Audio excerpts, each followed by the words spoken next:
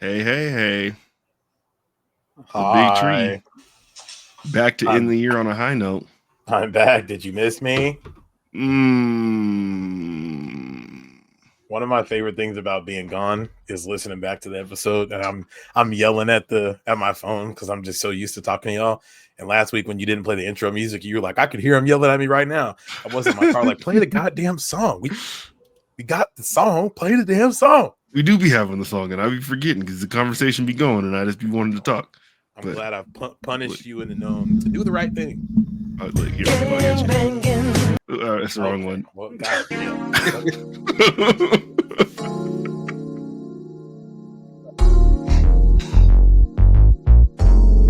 Robinson a pervert. I'll tell y'all why later.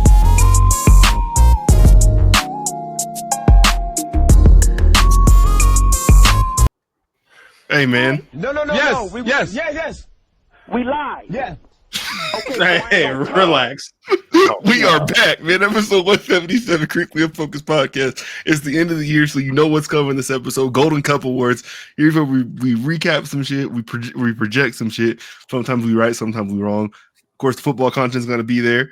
The extra content's going to be there. We gonna do what we got to do. But first and foremost, you know we always do it, man. How everybody doing? Can't complain, man. Life is just generally good, so you know. Ain't it though? Can't complain, won't complain. Had a good little weekend up in Canada. Went to Jamal's old stomping grounds. I say normally a good weekend in Canada comes from another member of this podcast.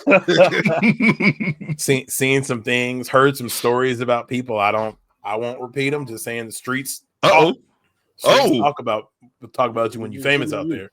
They know folk. That's all I'm gonna say. Ain't but 4 black people on that island. Hey, I was telling Amira, it felt like being in like you know how there's conversation about video games and like black people hair. It kind of felt like being in that conversation. It's like, okay, it kind of makes sense how these white people only have like 4 haircuts because there wasn't a lot of black people up there like at all. Like I think I legitimately seen 12 in the 3 days that we were there. More grizzlies than black people. One of the dudes 100% had the like same length, the like Killmonger, Miles Morales, like dread swoop over. Like it looked exactly like I pointed out to Amira and she goes, oh yeah, that's exactly what that looks like. One dude had the like all even, all around, no lineup haircut. I was like, oh, they come up here, do their scouting. Like when you get a haircut, you at least get your shit like touched up a little bit. Sometimes I'll see a fade in there. His was like a 2 all around. Look, I'm too scared to go get another haircut. That's the problem. I told y'all what happened last time. I don't want to text him and be like, yeah, I'm on the run. You gonna say something like that.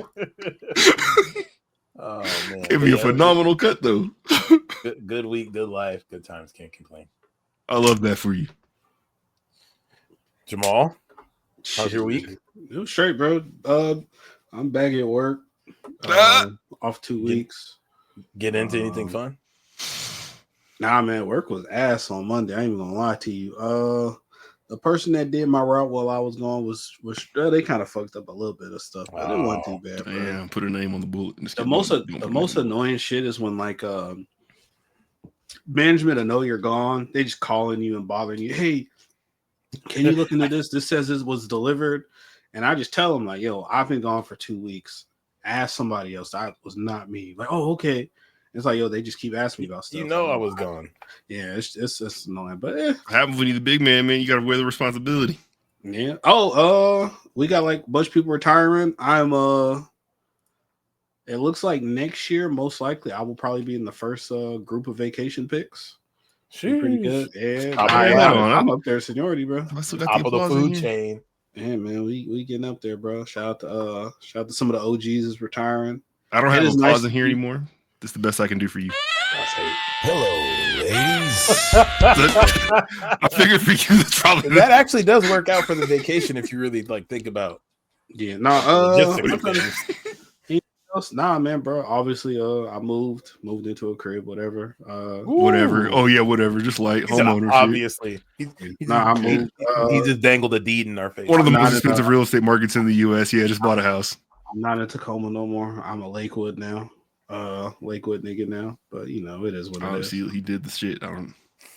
Yeah, anybody you guys are welcome to whatever. Just let me know. Any supporters of the show, you're also welcome to, just let me I know. don't know. That's a wild invitation to open up, honestly. Have you had a man. guest yet?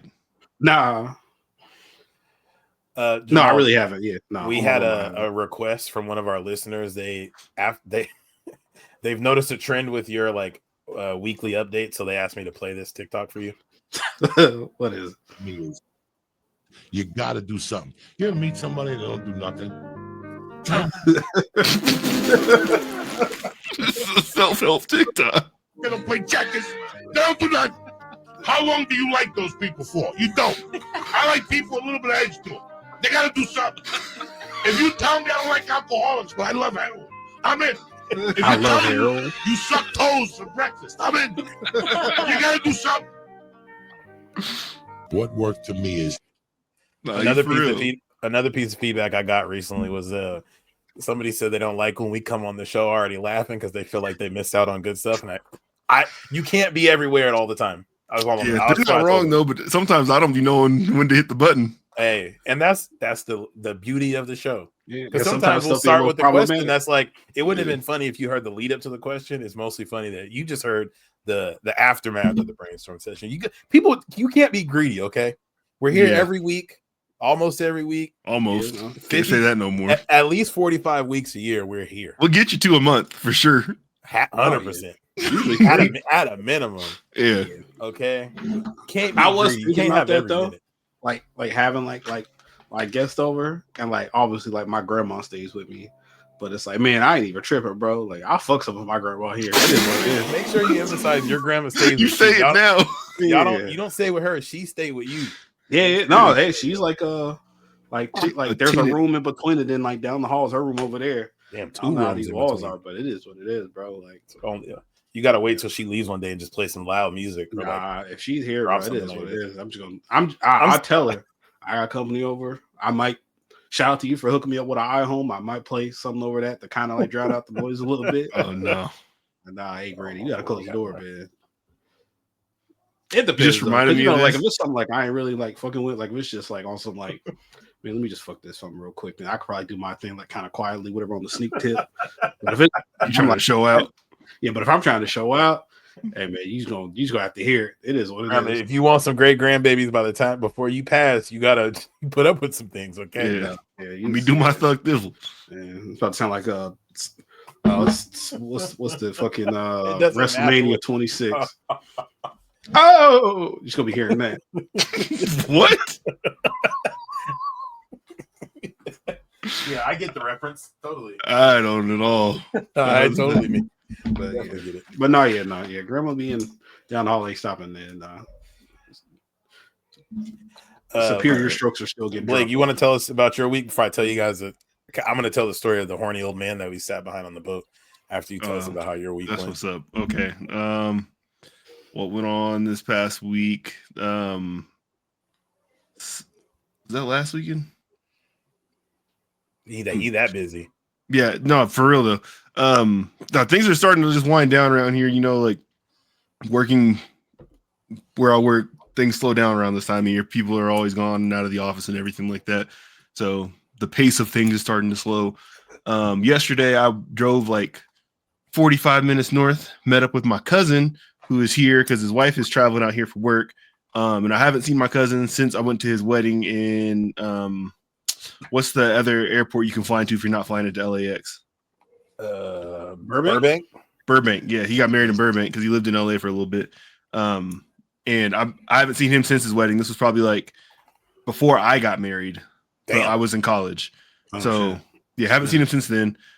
He's got a kid now. So had my two daughters with me. He had his kid with him. We met at the In-N-Out, and it's just a cool thing. This is somebody who I grew up with, and like the closest thing I probably had to a brother. Him and his brother were that to me when I was a kid. So a lot of formative memories. Their house had the Super Nintendo. Their house had Connects. Their house had all the Dick Tracy toys. Their house had Jumanji. They got Street Fighter 2 Championship Edition, and I couldn't get it because it had blood on the cover. So they had it, so I could play it over there. All those like fun, core, formative memories. He's really attached to them, and like we just kind of grew apart as like we got older and stuff like that. But it was cool to catch up and then to see our kids who are cousins interact and play with each other for that time. But let me tell you, going places with a toddler and a 7-month-old by yourself, which I know my wife can do this, but I can't. Like I was in a bad way. We got up there. Blakely had a blowout. So soon as my cousin walks in, I'm like, hey, I know you just met Brindley, but can you walk entertain this toddler for 10 minutes, please? Well, she was cool with, and like she was game because like she had been excited to meet them because she just loves meeting cousins. Whatever. So I take Blakely in the bathroom. Changing table is like it should be flat. It's not flat. The thing is like leaning towards me. So she's already like kind of sliding and stuff like that. I put down her little mat. Blowout is up her back. Blowout gets onto the mat. I don't have like a bag to put her clothes in, so I just threw the clothes away. Put on new clothes. Finally get all this wrapped up. I have on like a like a North Face like fleece type of deal. I got one of those on, and then like a polo and a t-shirt under it. And I'm like just I didn't sacrifice that yet, but from carrying her in there in the car seat and just dealing with all this stuff. Like now I'm like sweating underneath this thing. Oh God. Not a problem because I don't got to take it off, but I can tell that like, yeah, it's bad under here. Like I feel like I've been working out. So go sit down at the table, start feeding Blakely her bottle because it was time for that. She's like not taking it, and this booth is just hella tight in and out. So like I'll keep on moving her around trying to feed her this bottle. Next thing I know, busy. No. Okay. Next thing I know, she's puking all over me. Oh, it's God. carrots and formula all down the fleece. So guess what's got to come off? God. That and the outfit I just put her in. So now we're on third outfit of this 20 minutes. Your cousin is probably like, nigga, can I leave already? I know. I'm back in there. My back is like clearly like wet. It's ugly, but nothing else chaotic happened for the rest of the time that we were there. But then we go to leave. He gives me a hug, and I know his hand touched my back, and I felt so embarrassed. To the point where I get in the car when Bree calls me, I'm like, yeah, like that was fun, but I'm literally never doing this again. I'm not going anywhere with just me. And I'm sure she's like, jackass, I do that 7 times a week. I don't know, whatever. Oh my God. I just caught a bad draw though. That's all it was. I didn't even eat. I was so stressed out. You can't even have fun because now you just on edge. Hell yeah. And the thing is too, like my cousin, like socially he's just like me. So like we're both like just like talking like hella fast and like not talking about anything. It's hella awkward. That's my dog though. We got the same kind of tism. I don't know what it is. How old is his kid? His kid is 3 and a little bit shorter than Brindley because all the men on his side of the family grow huge. Okay, got it. Oh my goodness, yeah, that sounds. Have you noticed that it's been like any? I guess this is even the right question. Has it been challenging though, going from 1 kid to 2? Yes, but it's not. It is. There's no way around it. Yes, it is challenging. Is it challenging just because there's 2 of them? Not necessarily, but it's just that they both have such different needs that, sure. Like right now, Blakely is, she just started being able to like sit up on her own. So that's cool. That gets you some freedom in some things or whatever.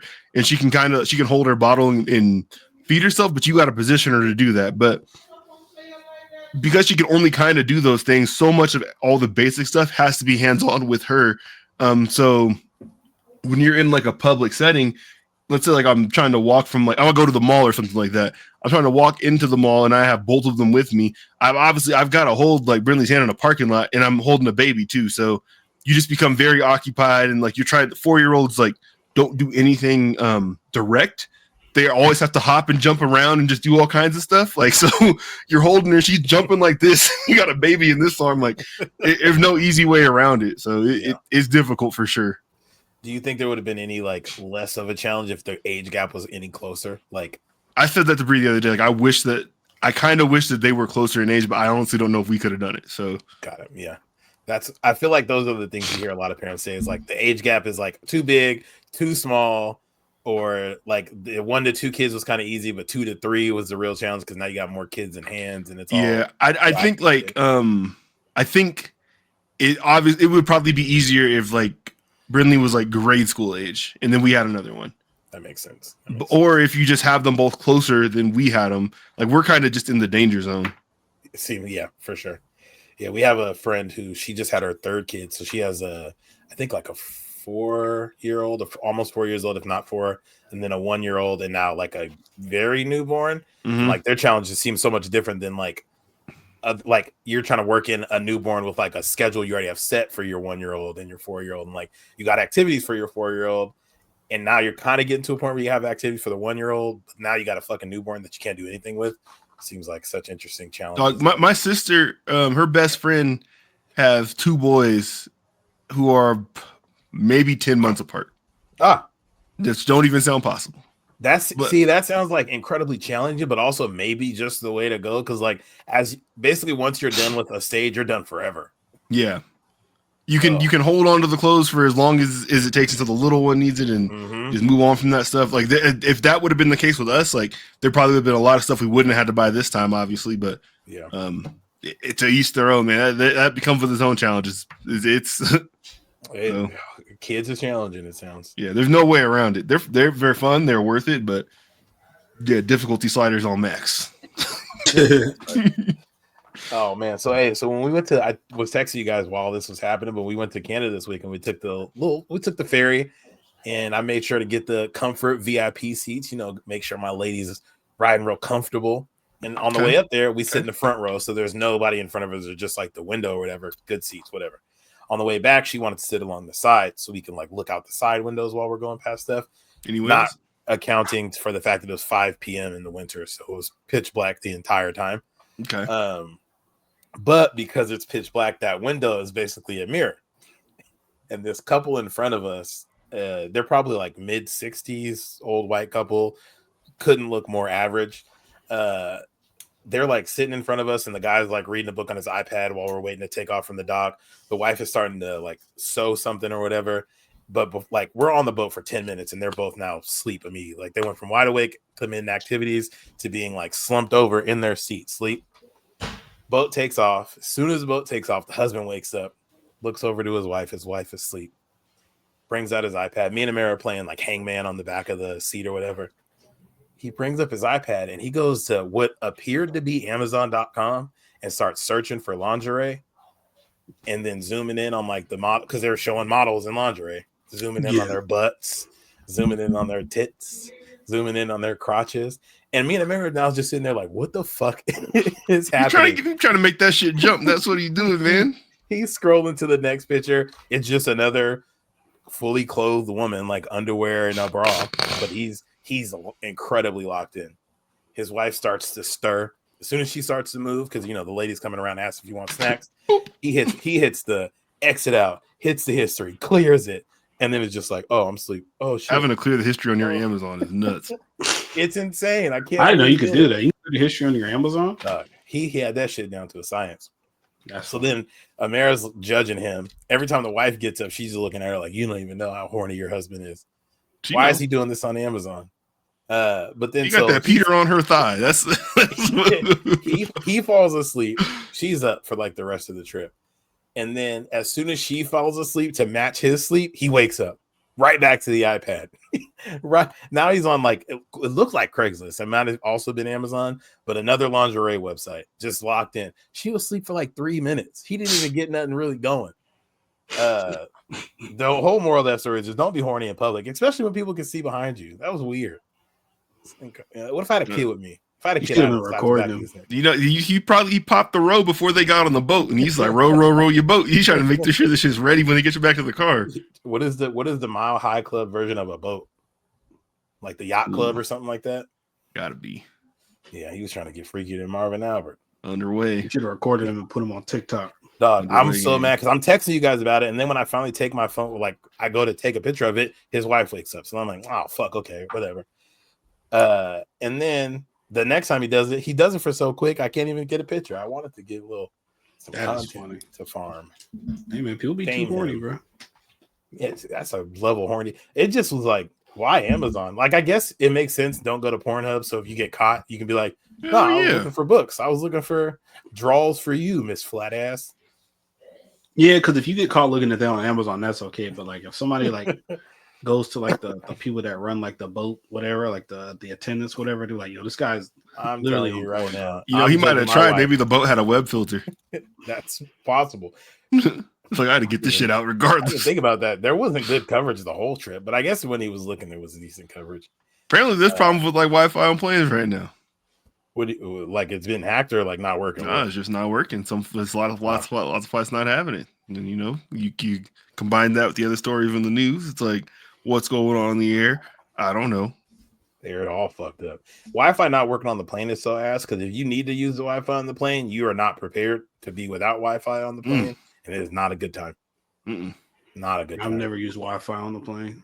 What? You never texted from a plane?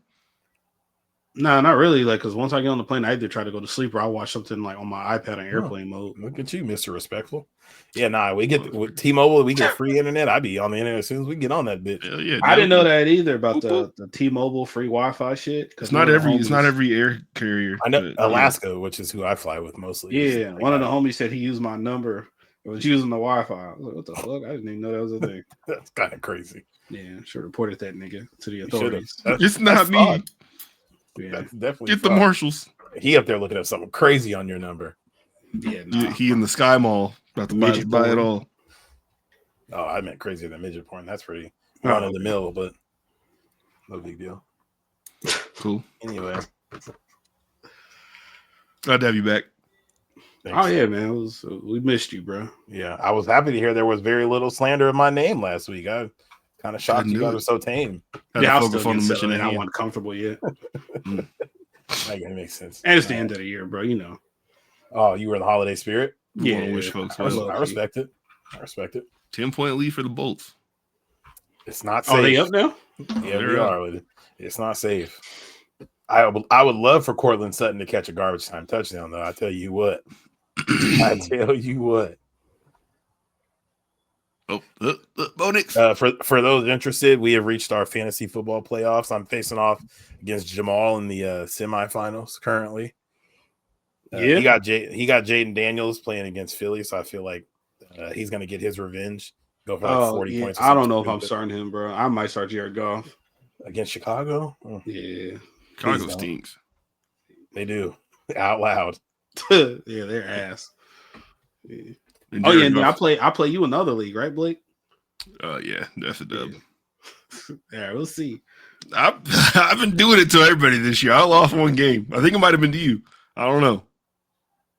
All it takes is 1 week. Anything can happen, bro. Because when you got like Lamar, you got a bunch of Ravens, don't you? Not a bunch. You I got like Lamar. a stacked ass team. Yeah. One of your teams. I was like, God, how the You know what? So look, You yeah, got but it is Lamar, fantasy playoff time. I'm in 4 leagues. I'm in the playoffs in 3. The one that I didn't make the playoffs in, I outscored both teams I outscored every team that was in the playoffs on the first week of consolation games. And I had the same record as like the last 3 teams that got in. Just it was points. poor matchup luck or whatever. So either way, what I'm trying to say is I did a really good job drafting this year. I'm gonna let y'all in on something. What? PFF has a draft assistant where you can sync your league with Pro Football Focus, and it'll tell you who to pick each time you're up based on like who's available and all that kind of stuff. And I use that for at least my 2 redrafts. I'm in the play. I'm basically was in the playoffs at both of them. You son of a bitch. Yeah, just throwing that out You there. didn't use your own brain. I'll have to next year probably. Maybe not. Maybe I'll still use it I next year. fucking I'm hope sitting in the so. room with you guys. And the white man think for you, my brother. You could not use the podcast PFF account for it because I'm using it. So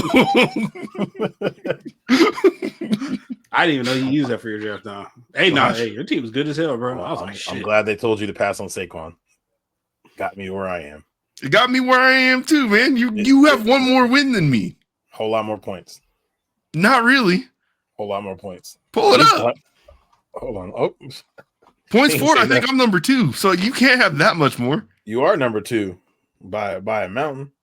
Let me look. By Get the fuck You- out of here. you Josh finished the Allen. You finished the season with 1,922 points. Congrats. I finished the season with 2,018 points. I got you by 100. That's a whole week. Over the course of 15 weeks, that's nothing. And I got you by a week. I don't matter. Hey, 100 points is like a decent. No, I'm not even trying to like glaze or nothing. No, you are. It's all good. I see what's going on. Yeah, no, I'm digging right now. It's crazy, but Ugh. The facts All are right, the all facts. right, all right. We'll I see. can't wait for the NFL draft because I got 2 first-round picks in your dynasty league. Oh, I can't wait to get Ashton Jitty, bro. Yeah, but it's 2 playoff teams unless you trade some. Huh? I said you got the picks of 2 playoff teams though. He might not be there. We gonna figure it out. Yeah, all right. I'm about Nobody better flake. I need everybody to lock in and stay in that dynasty. It only work if we go multi-year. It's gonna be Ollie Gordon or Ashton Jitty or Shador is gonna be on the team. I think I secured our future a little bit by forcing folks to pay ahead as That well. was smart. That was definitely That was smart. pretty smart. Yeah. Yeah. I've been My other looking to make dynasty is just trade entered. style. I think we're finishing up year 8 and we move into sleeper for the next stuff. So Nice. things are looking up over there. Might be some spots opening up. If there is, I'll let y'all know. Yeah, I could definitely see a couple spots opening up in your league, but for the most part, I think most of those people are going to stick around. We're all in the main league together, have been for a while. Yep. Yeah, there's some continuity in there. But yeah, nah, Ashton Jitty, welcome to J Shack 9600 squad. You will be on the team next year. Oh, you're feeling away about someone the Jaguars might draft though. Who? Oh, yeah, I don't even want him on the team, bro. I either want to tackle from LSU or to tackle from Texas now. A 2-way stud. I don't want What about a 2-way stud. It's hilarious. What about DJU? You okay with them taking him in like the 6th Oh round? man, I'm so happy for him, dog, for declaring for the draft. Man, I know this is his dream. I'm proud of him, bro. You always got to achieve your dreams, man. You got your support. Yeah, man. Dog. Small beginnings, small humble beginnings, man. Worked his ass off. Went to Clemson. His stock went down a little bit. Went to Oregon State, built his stock back up. The first yeah. NIL thief. And then what? And I'm not then gonna say- what? I'm not gonna say the first NIL thief, but he's a pioneer. I would say that he's one of the first settlers. But nah, man, I'm proud of him, bro. I can't wait to see what he does in the league as a tight end because he's definitely not playing quarterback. He doesn't think he's playing quarterback in the NFL, does he? He does kind of got a tight end build if you really look at him too. Is he declaring as a quarterback? Nah, No, he said he's a linebacker. he got picked up for the live action Moana, so he about to go do that. Oh, that's Yeah. Okay, that's a my little fault. Yeah, You're because welcome. a little too far. Yeah, even to get it put on the Booyah tribe or something. Throwing passes out of shotgun is not it for him. He's respectfully though. He'll But nah, figure man, it that's out. dope, man. I love to see it. players be that as bad as he's been, honestly. Like coming out of high school, like he was. I don't know if he was the number 1 recruit in this He class. was 1 or 2. Yeah, he was up He was there, an and- official pill slinger. He's been shit at 3 different places. No, that's not Watching true. him play, Oregon it's State, he like, was yo, good. how do you miss that throw, Okay, bro? well, Oregon State barely counts as a school. I don't even know where they're Yeah. playing. In Clemson, he wasn't bad. He just wasn't Trevor Lawrence Or Deshaun Watson, yeah. or Deshaun Watson. Yeah. Which, Dog, I when mean, you just sit there and watch, two it's of the like, best. yo, like, you know how, like, you remember like 2 years ago when they put that new passing mechanic on Madden where you had to, like, you could Lead do, and like, read? trajectory, but it was like super, super difficult. that shit was yeah. easy. No, it wasn't. Stop lying. I used it. Tyrell, you know which one I'm talking about. The one that was My, like, my fingers weren't as fast as my eyes or something. That's shit was No, like you hold the button. It's like the shot meter. Y'all not a real 2K. no, That's not what it that. is. No, there was the one one where you like, got to control where the ball lands, right? Is that what the one you're talking yeah, about? it's not the one where like it's a passing meter. It's like it was some whole other shit. I remember I think me and Tyrell played a game trying to use it one time. I think we stopped playing at the half. I think we both threw like 7 picks apiece. Yeah, I don't even know if we made it to the half. I think we made it. Because it's the like, bro, quarter. like Y'all suck. I don't have time to aim this pass, and I have to look at the line to avoid sacks too. Like this is not fun. But yeah, no, like you'll see him throw the ball. I'm like, nigga, how is that so off? Like, did he throw that with the opposite hand or something? Like, what's going on? But nah, shout out to him, man. I think he's gonna be a good tight end in the league. And yeah, man, shout out to chasing your dreams, man. DJ, Maybe he's just like Jameson needs LASIK. James won a Heisman. Yeah, he might need a lobotomy. He just needs to play. No, he needs to play like edge rusher or safety or something. He'd be a cold safety. He clearly got ball skills, Pauls. That's crazy. Can read defenses. Actually, I don't know if he can read defenses. Some of the shit he used to do. Do we know I if he like- can read? I'm not gonna go that far. That's kind of crazy. You said worse this season. So I don't know why you're trying to act reserved now. I did. I was definitely. His dad can't hurt you. Yeah. Oh yeah. No, his dad. Yes, his he dad. can. No, his dad's like he was pulling up on people. His dad was talking crazy on people on Clubhouse. I was like, ooh, he sounds like he'll pull up for real. I'm not in the camp of people that wants to find out if he's really about it either. Yeah. No. His He dad can't beat up a whole campus. Yeah, they got family though. Have you ever seen the movie Higher Learning? I've not actually. This is one of those. You could beat up a whole campus if you're really about it. This is true. But yeah, shout out to DJ Ukulele. Yeah, man, get the fuck out of Florida State. God, we were so ass this year. Woo. Terrible. Good thing you guys got that brother from Boston College come to save you. You know what was even better though? The Castellanos or whatever. Than us being terrible? I don't know, but Miami not making the playoff. Ooh, that felt so good. Oh man, I was just rubbing my nipples when I found out they didn't make the playoffs, bro. I was just Hey man, especially when they was like Hey, complaining clip that. too. They was like, Yeah. man, dog, we be 520 podcast university. And cause they be what? They had some bad. Honestly, their losses weren't that bad, but they definitely had a couple games. you can't resist. You have to kick their back in again, don't you? Nah, man, it's just I just like they got the dope jerseys, man. The green and the orange is dope. The duck is cool. It's just like if you want to watch them win a national championship, you just got to get a VHS player. They were in the God's Plan video. Huh? They were in the God's Plan video. that's true. That's true. Okay. How's that going for Drake right now? That's also true. There's 2 points. 2 points have been made. He's doing all Everybody right. has a point. Yeah. But nah, man, shout out to Miami, man. Spotify numbers would say he's doing just fine. Shout out to Ray Lewis. Shut up. Oh yeah, no, he's still They're playing that shit in Target like most devs said. I don't want to hear that. So many SKUs. Oh, This nigga's man. corny. Shout out to me. Oh yeah, but I was supposed to go on my spiel about Travis Hunter. Nah, shout out to Travis Hunter, man. Do you guys feel like he deserved the Heisman? First off, Yes, sir.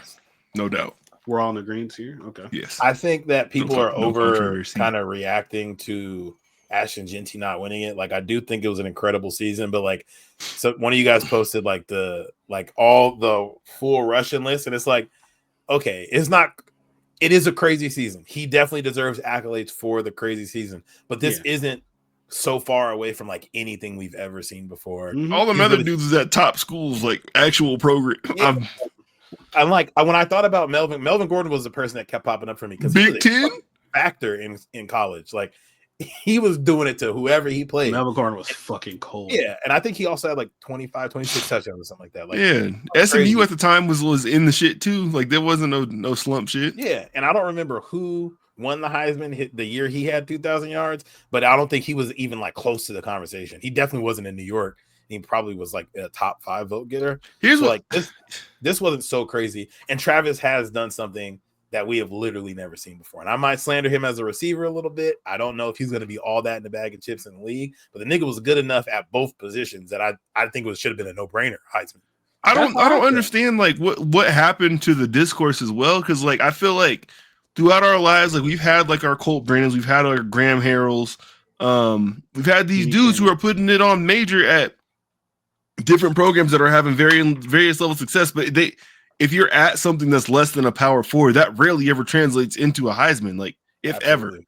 So it's you usually got to be able to play somebody. Like it's not doubting Ashton Genty. I mean, talent is talent. I think he's going to be just fine in the league and everything like that too. But I've never seen folks get this worked up. And then when we started pulling up the other people who've had like record seasons and shit like that, That's what made me kind of think about it because Tyrell showed we up. never heard about. Like that's like what are we doing? What are we doing? Because they wanted the other wide receiver to win the Bolitnikoff. I'm like, dog, look at these other people who've had these crazy seasons that we have literally never heard of. But y'all in here argue for someone from San Jose State. Like, I what are looked we at the talking dude from about? San Jose stuff, and it was like he put up like 200 and some yards week 1 against Kennesaw State. I think they said he had another 200 yards against a school that I've never heard of. So it's like, again, you were great. You did a really good job, but you did that against like you did good against the really shitty school or other shitty schools, and then the 2 really shitty schools you went fucking many, and you didn't really like blow Travis's numbers out the water like that. Exactly. Travis, who was top 5 at 2 positions. Like, what are we talking about? It's like partial Dion hate. People didn't like Dion and the Colorado shit. And no, that whole thing is weird to me too. Like what? How do y'all mad at somebody who loves his kids and like is about the program that he's for? Like, I don't even. I mean, the only explanation is one of the oldest ones in the book. He's against us. Is he's black? Like that's really it. It's just it's veiled with a bunch of other shit on top of it. Outspoken, cocky black man, bro. That's all. He's confident like every other FBS coach. Yeah, but he's not black and he's not Deion Sanders. But yeah, if y'all ever heard Kurt Signetti talk, like he thinks he's the shit in every room he walks into, but nobody cares about that. Like nobody says Kurt Signetti's doing too much. Like with his first year in the FBS in Indiana, you got him in the playoff for sure. But it's like he talks as much as anybody. Like that's just one person, but like, good Lord, man, that's all these coaches. Yeah, but they're not Deion Sanders, bro. So you know what it is. But yeah, he's got the Heisman. I wish people stop pretending it's something else.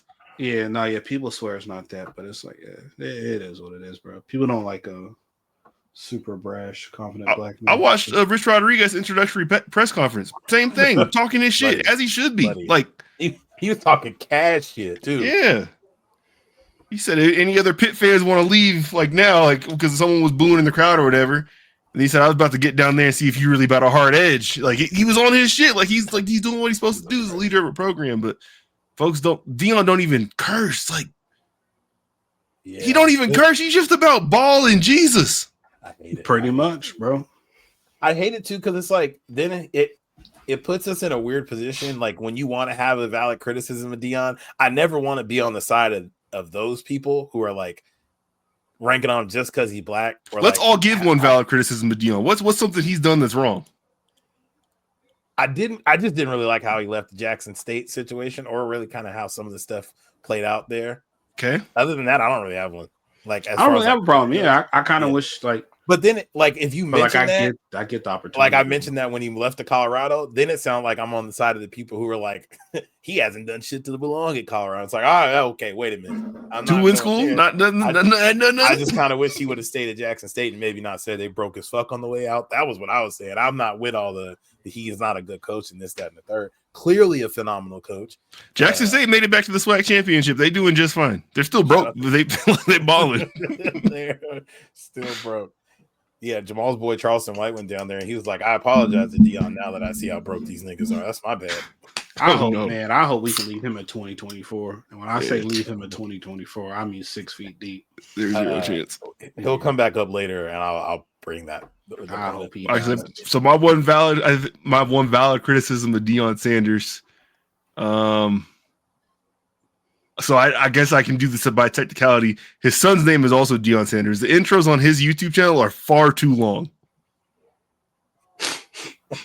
Noted. Got it. Get that together. How long are the intros? You want to see one?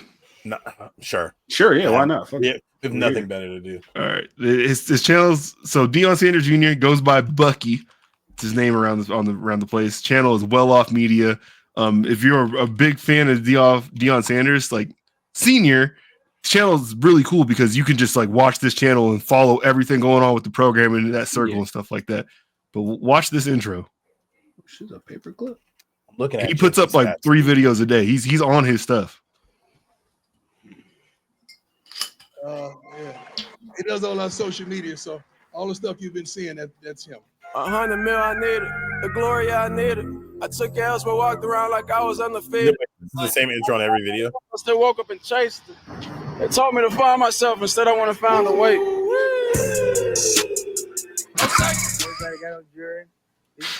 All right, that was the intro. That one, I thought it was going to be kind of crazy. It wasn't that bad. But look, this is a 13-minute video. Like I said, he puts up like 4 a day. So every single time you click when you're seeing that. Okay. That's a lot. Yeah. It is so interesting to me how much cash shit that whole family talks and how Christian they are. Like his channel is Well Off, or his production thing is Well Off.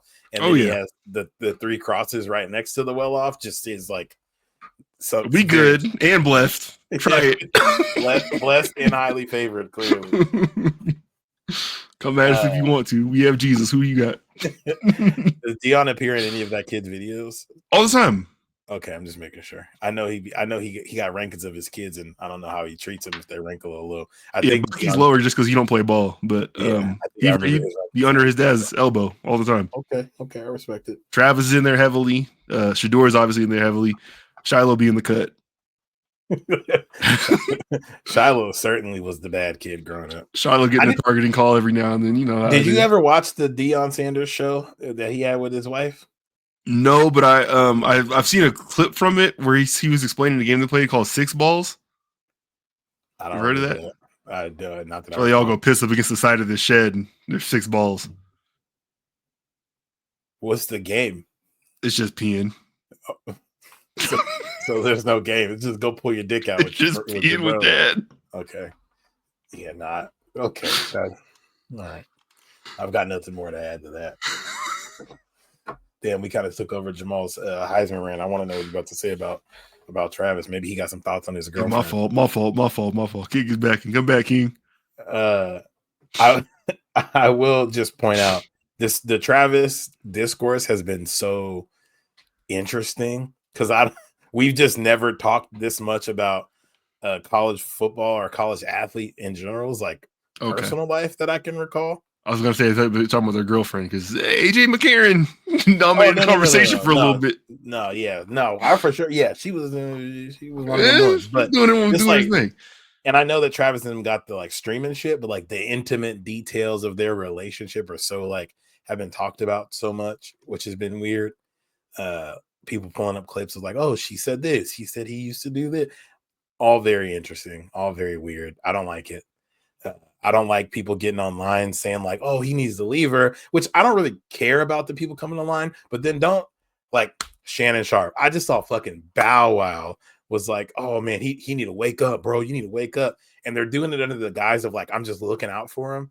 But how are you looking out for me by posting something on Instagram or like posting something on your podcast?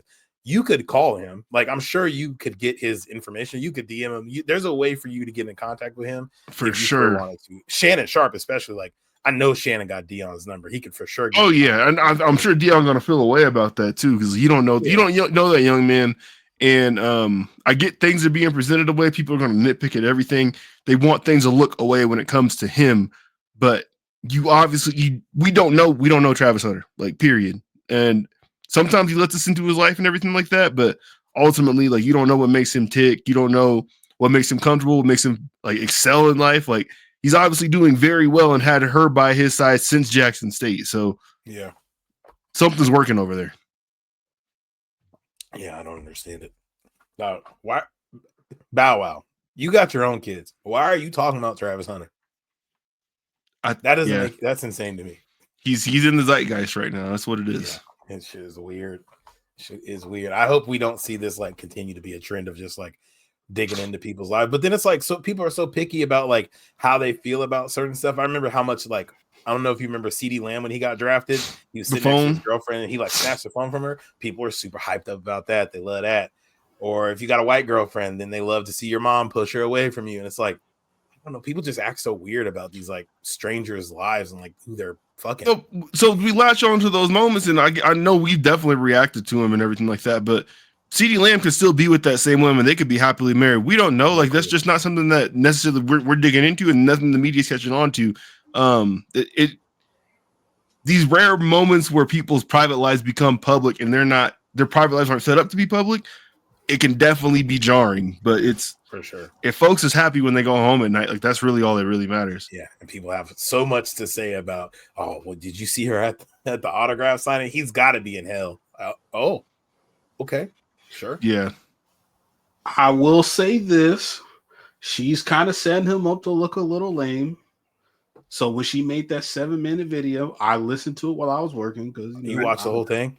I listened to it. I just had it playing in my headphones. Respect. She threw him under the bus, saying he DM'd her at first while he had a girlfriend, and she said her type isn't cheaters. I'm like, okay, well, so you're saying he's trying to cheat with his girlfriend to get at you? No, but if you cheat around a 4-3, then it's like not really cheating. Noted. All right, good point. Good point. So that's the first. I don't run a 4-3. If anyone's curious, that's the first strike. Strike number 2.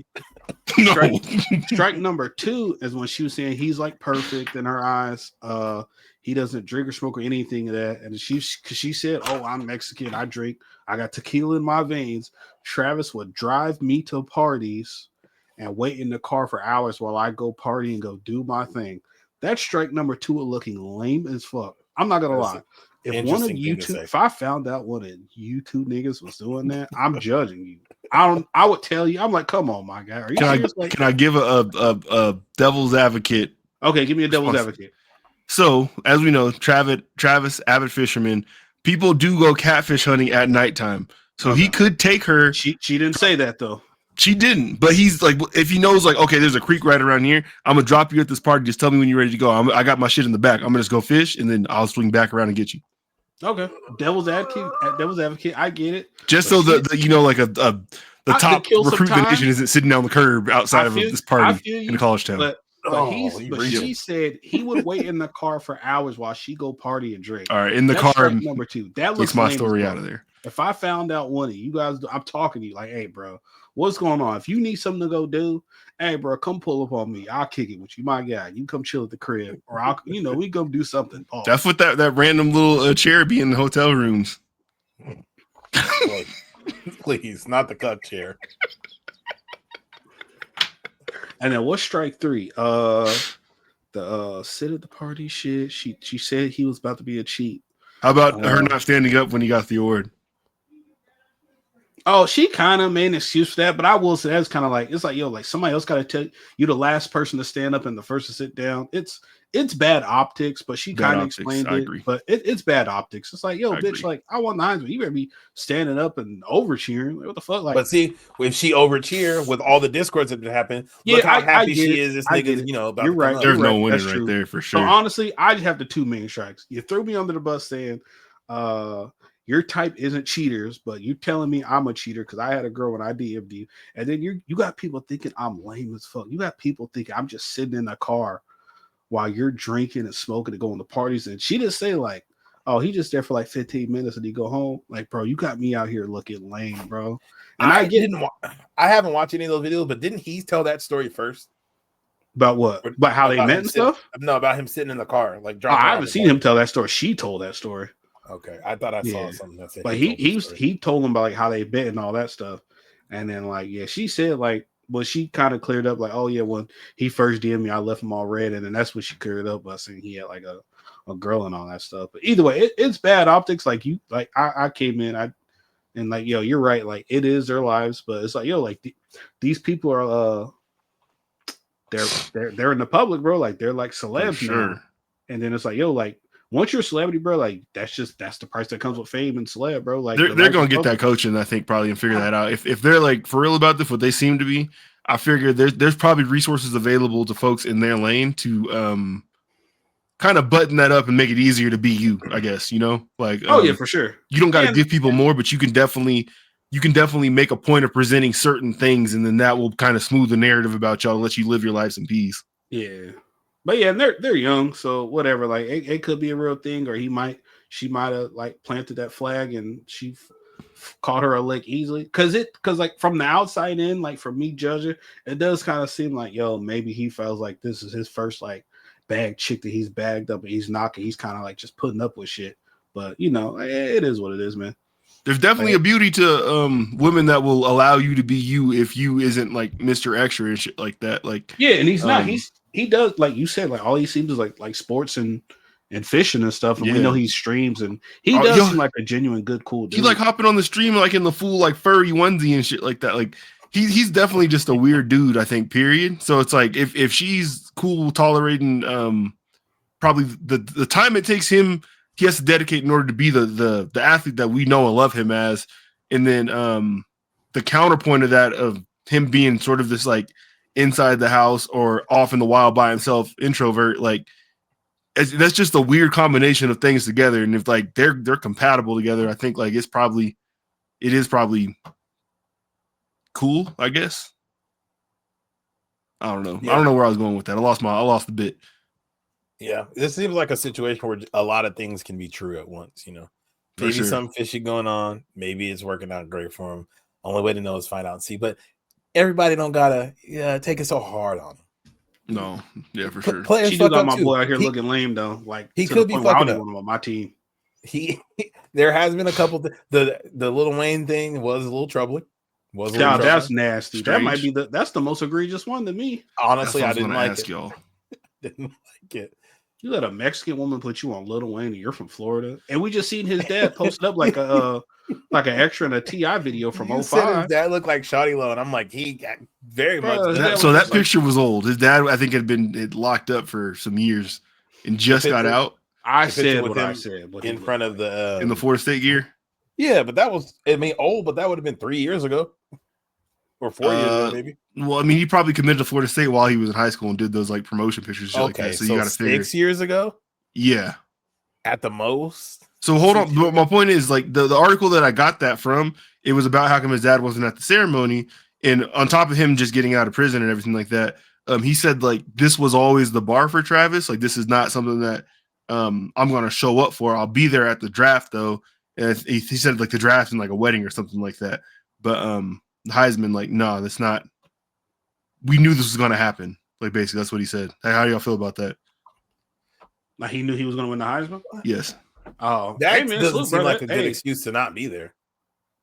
Yeah, Like the other thing, the just getting out of prison thing, it's fine. But like, I didn't show up because this was expected. Yeah, nigga, and you're expected to be there. Show up. That don't make no that sense. is kind of crazy. Like, if maybe there's got to be like another reason that we probably aren't privy Yeah, to. nigga, it was expected for all of us to graduate from high school, but our parents were still there. The news station asked him, and that's the answer he replied with. So maybe he could have something else that he's just not bringing up. But Nigga, obviously, what?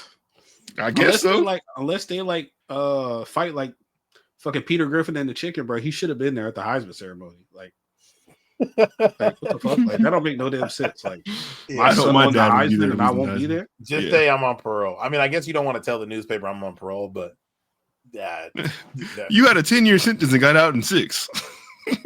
You're on parole. Yeah, you're on parole.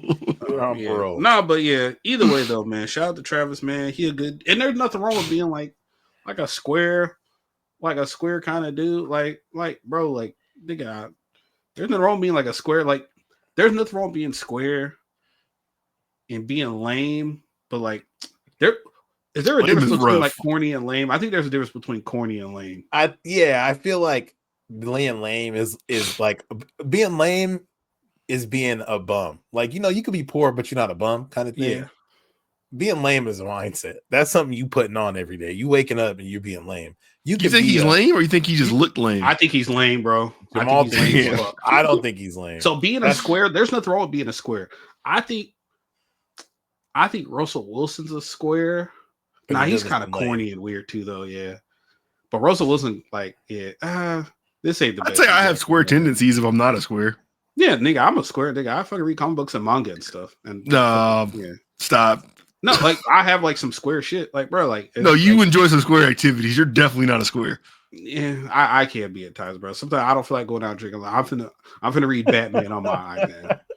But I'll tell you what I ain't doing. I'm not taking my bitch to a party and sitting in a car for 3 hours and watching her get drunk. That is a little lame. Yeah, come on. That bro. is a lame. You just don't have to. You just don't have to stay there. Yeah, like I just don't understand the point of staying there. That's dog. Like Blake said the perfect analogy for it, bro. That's the extra chair in the hotel room, bro. That's literally what that is. I'm not saying she was getting like trizzed or nothing at the party or nothing, but it's like, yo, that's kind of crazy. He wouldn't know. He wouldn't know. She could be having a time in there. Shout out to her, man. Yeah. Somebody throwing a party on her. She got her Heisman too. All right, y'all want to knock? Blake, I'm assuming you put these narratives on here. Yeah, they are much less interesting. I hope we don't spend a ton of time on them because I really want to get to these awards. Okay. Either way, transfer portal is going on right now. It's kind of the big news in college football. Every single day you're seeing this person enters the portal from here. This person commits to here.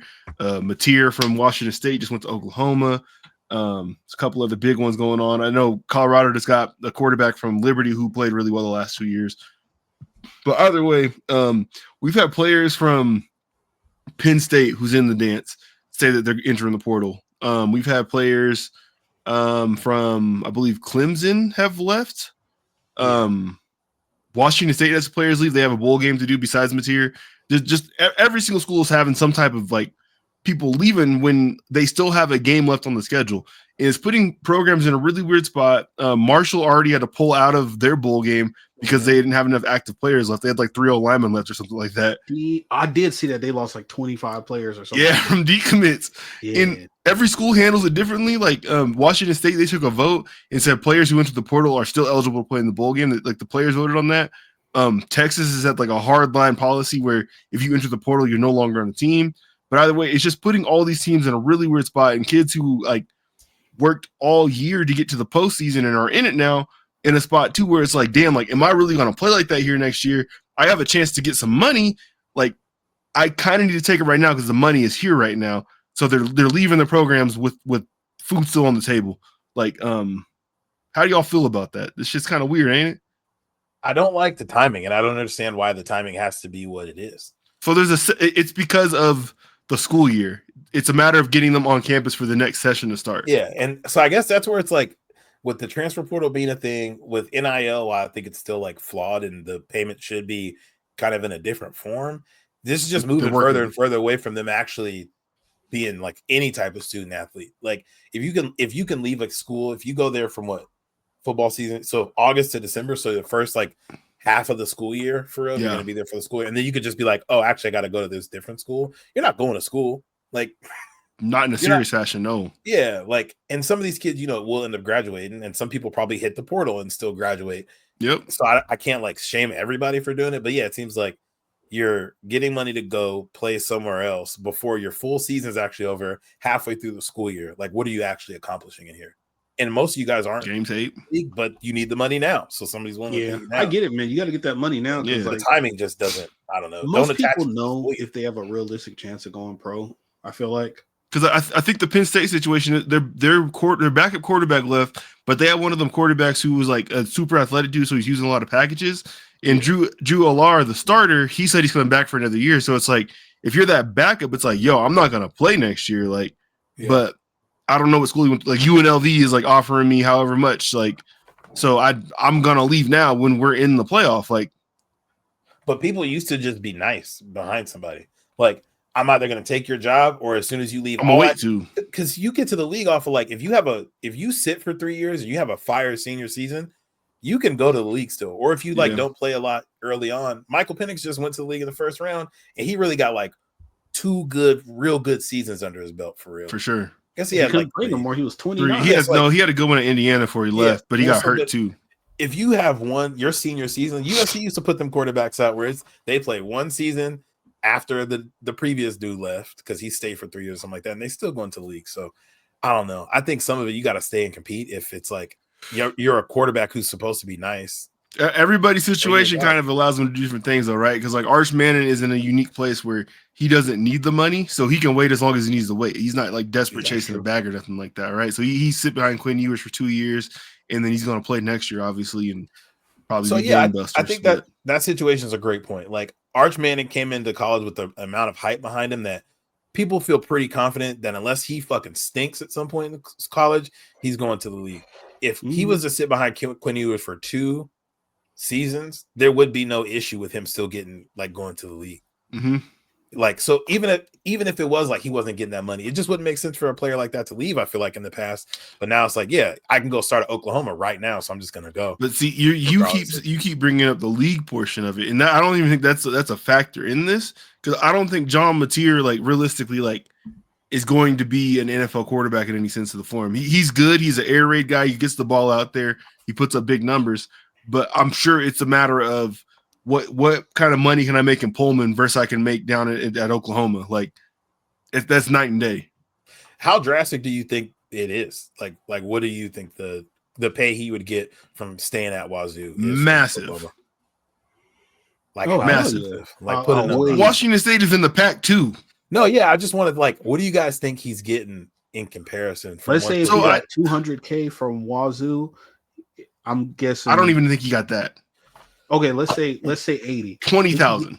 Let's say 20,000. I think he can get 300-400 at Oklahoma, bro. It's Oklahoma. I think we're closer to the 7s. Okay, see, there we go. See, I ain't even mad at it. He's going to be the starting quarterback at a premier Oklahoma, program in the SEC. Is there a way to find out? I need to look this up somewhere. seems like not such a all big of it's deal. Like, reported. Certain yeah. deals are, but yeah, if true. you follow like the talk online from these programs, like the different subreddits for them, like for the different programs, or just the college football subreddit, somebody will chime up every now and then and be like, "Yo, yeah, we're really struggling with the collective out here. Like, we only had like $10,000 as the pool for this whole entire school or whatever." Goddamn. Okay. And it'll just be like a big issue. Washington State just kind of put itself in that place. Well, I don't know. It's like, I don't think that some coaches leave, but they've just been a jumping ground for quarterbacks to showcase themselves and go somewhere else. Like Cam Ward prior to this, and now Mateer. I think there was somebody before this, but like people just go there and put up huge numbers and turn into nothing, or they go somewhere else. So I don't know. Yeah. Washington State's in a uniquely bad spot. So to go there and perform, you were going to leave. But there was just a quarterback from somebody just transferred to Oregon State. Huh? Cam Ward came from Washington State. He did, right? he did. Yeah. Someone just transferred to Oregon State, like a big time player just transferred to Oregon State. Really? Yeah. Like what's the bag at Oregon State? Or is that bag? I guess the motivations are completely different for everybody. So it's not always about the bag. It's not always about the league. Some people just want to play. So yeah, I guess the bag is relative too, right? Like if this person may not have been getting it wherever he was, or maybe he has like 2 more years of eligibility. So he's like, let me go put on some tape out here at Oregon State. They're offering me $50K to come out there and play. I'm gonna knock it out for a year and I'm gonna move on to wherever else. Yeah, they offered like a unlimited Reese's potato salad. Yeah, okay. Unlimited potato salad is fun. Duke, Duke's quarterback. Yeah, he played pretty good this past year. Yeah, and I'm looking at looking at this dude. So this dude he was at Texas. He was the black dude at Texas who was fast. Yeah, he was the backup for Quinn Ewers. Left Quinn Ewers and then went to Duke, and now he's leaving Duke and going to Oregon State. In the span of that's all since 2023. That's 2 seasons. Yep, you about to be at 3 different schools. Like, what are you gaining, dog? Is the money just different at every place? Are you wanting to play? Are you wanting to play in a different program? Like, something's going on out there. Stuff. They got DJU. I mean, he's a joke now, but like at the time, that was a big get. I get that, but like I'm just thinking about. This is where I'm just trying to think of the person's motivations. You about to be a junior at your 3rd school, and like in completely different places, completely different types of schools. Like I'm baffled by what the motivations are, and some people are missing bowl games or missing like actual playoff games to go to this, like to do shit like this. Is just where I'm. The timing just I don't know seems crazy. I think someone like Devontae probably be able to speak to this a little bit better.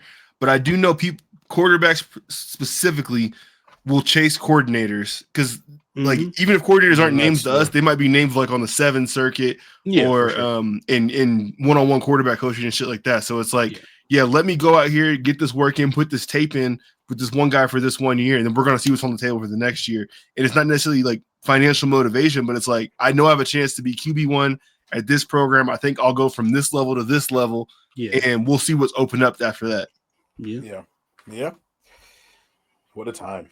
It's very interesting. But they got the revenue sharing coming in next year. You're gonna have like basically because every school has a collective and stuff now. The NCAA is in court right now, and they're finalizing it up where the schools will now control the collective. So right now it's like if a student, let's say like AJ DiBenenza, who just committed to BYU, there's obviously money involved in that. They said like $7 million, but BYU's not paying him. Someone from outside the school who the school has no control over is paying him. That whole thing now is going to be a part of the school. So there'll be more interactions between the two. I think it'll help players from getting screwed over because that happened at UNLV where somebody was promised something they didn't get it. Oh yeah. Things are going to go through like a clearinghouse and a third party now. So it's just going to be a little bit more legit, I guess. Okay. Yeah. That seems better. Yeah. I guess, no more like, or less like, fake promises and shit that are like aren't being 1,000%. Yeah. So the Toyota dealership promised you $200,000, but that's not the school. So the fact that you're here and you signed your letter of intent and they're not paying you, we really can't do nothing about that. Yeah, I guess if the NCAA is behind it, then they can enforce it better. Because what was it that guy that went to UNLV to say he was supposed to get like $80K and only got like $1,700? Yeah, something like that. Dude. Yeah, he shut it down quick. He's like, hold on. Yeah. Nigga, I'm out of here, bro. I ain't doing this. Niggas lied. So on the same topic, Diego Pavia, Vanderbilt quarterback, who beat Alabama, and I think he got one more school off the board this year too. He formerly is a JUCO player. I think he did 2 years down there. He like filed a lawsuit against the NCAA. Yeah. And one in his JUCO years got thrown out off of his eligibility clock. So, oh yeah, I saw that. Yeah, so you can play JUCO and still get 4 years, right? That's the precedent that he set. Yeah, that's fine. That's crazy. There's already been an issue these past few years with just players being on rosters for extremely long periods of time. The COVID year is rising. No, the COVID year shit has been crazy. Yes, the Nick Nash dude or whatever his name is from San Diego State was in the same recruiting class as Amon-Ra St. Brown, who is going into year 5, I think. Go get it. What the fuck? You get a new batch of them every year, rolling into campus. Bro, Cam Rising was in the same recruitment class as Trevor Lawrence. Yeah, he's older than him too. What are we doing here? Yeah, so this JUCO thing, you can go into your freshman year and be 22.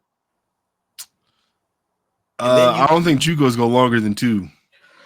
Oh, that is true. Yeah. Okay. Yeah. Well, so you can be 20. Being at a JUCO your freshman year is crazy. But if you didn't get all 4 or 5 red shirt years at of the eligibility JUCO in school, people gonna be it's gonna be regular to see 26 and 27-year-old college athletes. Yes. So so COVID year thing combined with just stuff like injury years and all that type of stuff has been like a thing these past few years. This is the last year that the COVID year has mattered. Next year there won't be any players who are playing on COVID eligibility anymore. But either way, with this JUCO precedent, if this becomes like a thing across the board, it's just another thing that like it's a roadblock, right? And this next part I have on here is I don't know, conjecture is the wrong word, but Darius Butler, former defensive back for the Colts and some other teams, he's like a regular person on the Pat McAfee show, and he went to like some Florida High School Hall of Fame thing where he got inducted, and he was talking to somebody who's like big in Florida football down there, and he was saying like the scholarships for high school athletes for football have dropped like 40% for South Florida. Yeah. But they're saying it's because you got people who are just sitting on rosters, like who have or like their 6th or 7th year of eligibility and stuff like that. Yeah, that makes sense. Where they're not going to go recruit as many high schoolers because they already got people on board. So it's like you're creating roadblocks, and it's like, where do these people go? Like, how do you fix this shit? Like, and if the JUCO thing becomes a thing, then it's like, damn, the path for like your non 4 and 5 star high school player might look a little bit different. Like, they might end up going to a JUCO off the bat, and JUCO football becomes bigger. I don't know. Yeah. Yeah, it's college sports are becoming just so drastically different, I feel like, than what we kind of grew up watching. I think they're making a lot of changes really fast, like with maybe too fast. Yeah, this COVID shit. Because it does seem like 2017, I feel like, is the last year I really feel like there was like legacy teams, and I don't mean legacy like they went on runs or anything, just like you see like very similar players for at least 3 years. And like, oh my goodness, freshman playing, but now it's like teams look incredibly different from year to year. Ryan Williams, I think, which I don't know if it's true, they had mentioned he might consider. I think that was fake. Okay, because I didn't see anything official about it. I was looking into that. What was it about him entering the transfer portal? Yeah, they were saying he was thinking the portal. Dog, they would not let him leave. They would give him whatever. They fire the coach if he left. Yeah. I don't know. Yeah, it is certainly changing incredibly rapidly. He's like top shelf Jerry Rice, bro. They can't let him leave. That boy, you can't. And he's like only 17. Yeah, you can't let him leave. Okay. One last article here of ranking the worst mistakes for all 32 NFL teams in 2020. I don't know if you have ESPN Plus. I do. I thought this was entertaining. Put it up on the screen. I don't think I have this anymore. I think I canceled this shit. Yeah, dude, smart. I bought a UFC fight, so I have it for sometime until next year. Like it's like a year, yeah. Yeah. All right, put it up on the screen so we can see. At least show us our teams. You don't gotta go through all of them. Okay. Just real quickly, Buccaneers. They're at 32. Signed Russell Gage to a 3-year, $30 million contract. We keep scrolling down this. Packers. I forgot about Russell Gage. Yeah, everybody back here has made like minor mistakes like that. They've survived. Like Kenny Pickett for the Steelers. That's drafting Jeff Okudah. They're doing fine. Lions doing fine. Von Miller to the Bills. They're doing fine. Didn't Jeff Okudah go like 3? Yeah. That's what it was. Yeah. He just had those bad injuries, man. He tore his Achilles and his still ACL. in the league. I don't even know who Yeah. Emmanuel Forbes is. That's crazy. He's the super skinny corner that he got cut, and then the Rams picked him up. Yeah. But when you look at him, it's like, yo, this dude is not like He looks malnourished. Yeah. Okay. James Bradbury, he stinks. Michael James Gallup over Bradbury Amari was good Cooper. that first year. He was that first year he made all pro, I think. All right. Cowboys was Michael Gallup over Amari Cooper. Yeah, that was Not kind of great. Bengals Trey Waynes to a 3-year, $42 million deal. Ooh, I forgot about that. That's crazy. Damn. Cam Jordan extension for us. Fair. You could have probably picked a lot of things here. It's all good. That seems like the worst. Like that was fine. Yeah. Good. Clyde Edwards-Helaire for the Chiefs. Kenny good. Galladay for the Giants. This one's terrible. Good Lord, that was terrible. I'm not Kenny gonna lie. I thought he Galladay was for the gonna be Giants okay. was fucking terrible. I remember drafting him in fantasy. I don't think I could start him like a single week. He was never good. There. Fuck, dog. What's his best season in New York? I think he had one season in New York. Maybe 400 yards. Something like. I'm Ravens, Odell Beckham, 1 year, $15 million deal. This honestly is not bad. That was not that bad. Yeah, that's No, not that bad. They ate that. That was fine. His one season in New York, he had 37 receptions for 520 yards and no touchdowns. Dog, what? Oh, Dog, sorry. he The was- next season he had 6 receptions for 81 yards. He was done. Bro, but he Okay. was kind of cold in Detroit. He was though. a fucking factor in Detroit.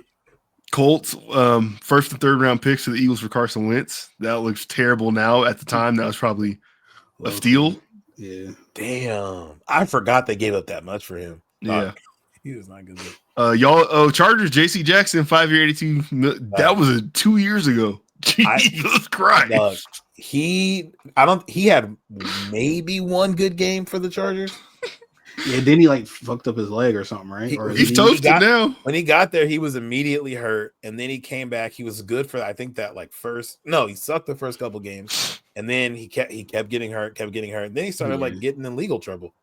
Yeah, because he was locked down in New England. I will say the whole AFC West kind of didn't cook that year. It was like Devontae Adams is coming to the division, J.C. Jackson and Khalil Mack and Russell Wilson's coming to the division. That shit stunk. Basically, everything messed. They're better now. All of those teams are better now, well, except for the Raiders. The Raiders still fucking suck. They're better now than they were. Shout out to the Raiders. So the Raiders are fucking dog shit. Oh Vikings failing to land and use play the players Raiders this week too. That's going to be the game of the week. That's what I'm locked in on. 2 buttery ass cheeks. Yep. Who's going to be worse? That's what I'm about to look at. Vikings failing to land any useful players on days 1 and 2 of the draft of 2022. I thought Lewis Cine was going to be nice when they drafted him. Miami tampering with Tom Brady and Sean Payton. Okay. That's what the kind of weak ass cop out was that? Yeah, that was I don't know. Yeah, Cliff Kingsbury for the Cardinals. They gave them in their extensions and then immediately fired them. Yeah. Yep. We got the Raiders for Josh McDaniels. That's Allen Don't Robinson. forget Mike Mayock. Yeah, Mayock was part of the Gruden one. That was early. True. Yeah. Both. Damn. They choose one. Yeah, they're paying a lot of coaches who don't coach there.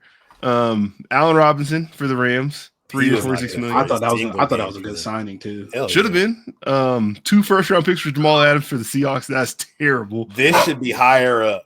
Giving up 2 first round picks, and I think those picks ended up being like DJ Reed and somebody else nice. I don't remember who the other one was.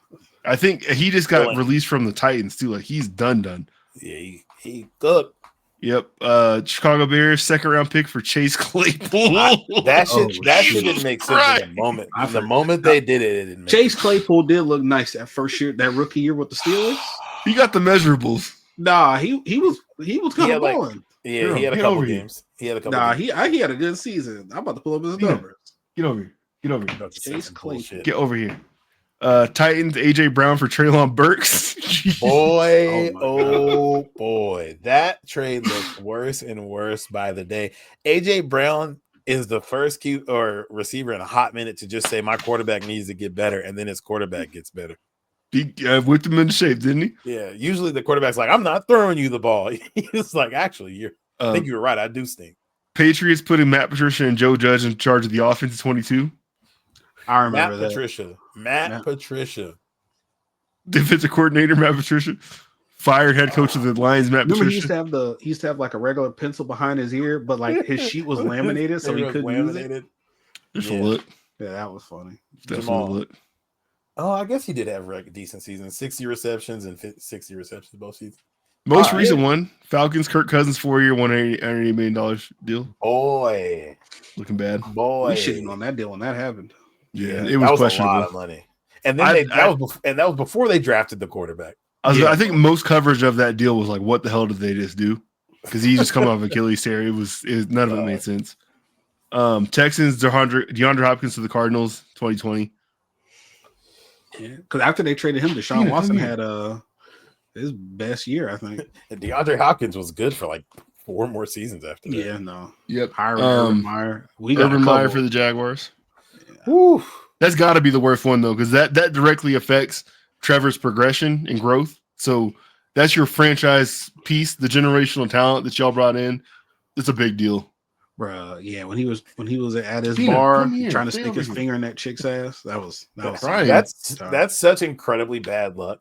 Like Urban, you get the number 1 pick, you get the quarterback, like the quarterback that everybody wanted, and you just like hire fucking. Remember when he got caught like scumbag? He got caught at the bar messing with the chick, and he was like in the press conference, he was throwing Trevor under the bus. Like, I know Trevor got married, and I was just telling him to be around people that care about him. Like, nigga, why are you mentioning him? You're the one that just got caught. That shit didn't make One of the funniest stories I've heard from his tenure there, and this was like a secondhand thing. Someone was telling him that Mike Vrabel said, like, one of the times that they played each other in the AFC South, like they met at midfield, and like Vrabel said something to him, and Urban Meyer was like, "Do I know you?" And Vrabel was on Urban Meyer's staff at Ohio State for multiple years. What? Yeah, he was. I think he said, like, "Yeah, I worked for you for 2 years." Yeah, a weird dude. And they talk about he might be coming back to coaching too. I think he shouldn't be allowed around children. He wins, just not in the NFL. So if they get rid of Ryan Day, they're definitely going to reach out to him at Ohio State. Either him or Vrabel for sure. Everywhere Urban Meyer goes, trouble follows those kids. He shouldn't be allowed around children. All right, Panthers, DJ Moore, multiple first-round picks to the Bears to move up to draft Bryce Young, which, I mean, things are kind of turning around on this a little bit, but I think it's still never be worth it. Bryce probably is not going to be that good, but no, I don't think there's a world where he's that good. Yeah, but if he ends up being like that franchise guy, though, I don't hate it. I think that being the number 1 pick makes it incredibly hard, I think, or just that high of a pick is starting to make it harder and harder to be not a bust for the team that drafts you, because it's almost an impossible value to meet. Like, we're looking at Baker, Darnold, like all these dudes who were picked 6, 7, 8 years ago, where it's like, I think normal progression for a quarterback probably is like you're really hitting your prime about 8 years into your career, more than it is for people to hit their prime 4 years into their career. But you ain't waiting around for your first round draft pick to get good for 8 seasons. No. So yeah. We've got Niners, Trey Lance, 3 first-round picks. Ugly. Ugh. No production there. Oh my goodness. It was damn, yeah, that's bad. Yeah. Rodgers to the Jets. Yeah, that sucked. Broncos, Russell Wilson, a lot of money tied up there. I think they got like a lot of money left. And then obvious Browns, Deshaun Watson. Yeah. Okay, yeah, they got this right. Woo, 5 years, 230 of them things. Yeah. Signing J.C. Jackson was terrible. Not firing our coach sooner was also not great. Oh, yeah. What was that coach you hated? I forgot his name. You used to hate that thing. Brandon Staley? Yeah, there we go. I remember used to say, like, yeah, we hired the guy that he coached Aaron Donald to be good. That could have been so difficult. Oh my God. He's like, no, Aaron Donald and Jalen Ramsey won a Super Bowl. It's got to be this guy. He's on San Francisco staff now. Their defense fucking stinks. Oh no, Kenny got hair again. God. All right. Did you say KD has hair again? Kenny the Jet Smith. Oh, it's that time of year. That's funny. Shout out to Kenny. Y'all ready to get into these awards? This year and wrap up. Hey, man, let's get it, man. I gotta let my dogs back in here in a second, so y'all just take a real quick pause. Oh yeah, go ahead, bro. Do you think? We back. I think this is the 3rd edition of the Golden Cup Awards. Yes, correct. 3rd edition. Yeah. Yes, very highly esteemed. If y'all didn't know, if you get one of these, then you did your thing this year. You should feel good about yourself. Pat yourself on the back. We don't just give them out. Nah, not really. You gotta Are earn we it. giving ourselves one? I'm playing Gotta earn it. back anyway. And yeah, we get one of these every year. So I mean, that's it should give it. Doesn't need to be said. All right. So if y'all not familiar with the format, we just got some different categories on here. These things may change year to year. For now, this year we have the same ones on here that we did last year. I am more than open to somebody suggesting something throughout this. If you have a different category you want to do one for, Yes. does not bother me one bit because Don't be this shit afraid is to fun. fall. So it's how we end the year. And no further ado, let's get into it. Top of the list is not a small one. It's a big one because this is something that we all spend some time doing. Game of the year. Go to my notes.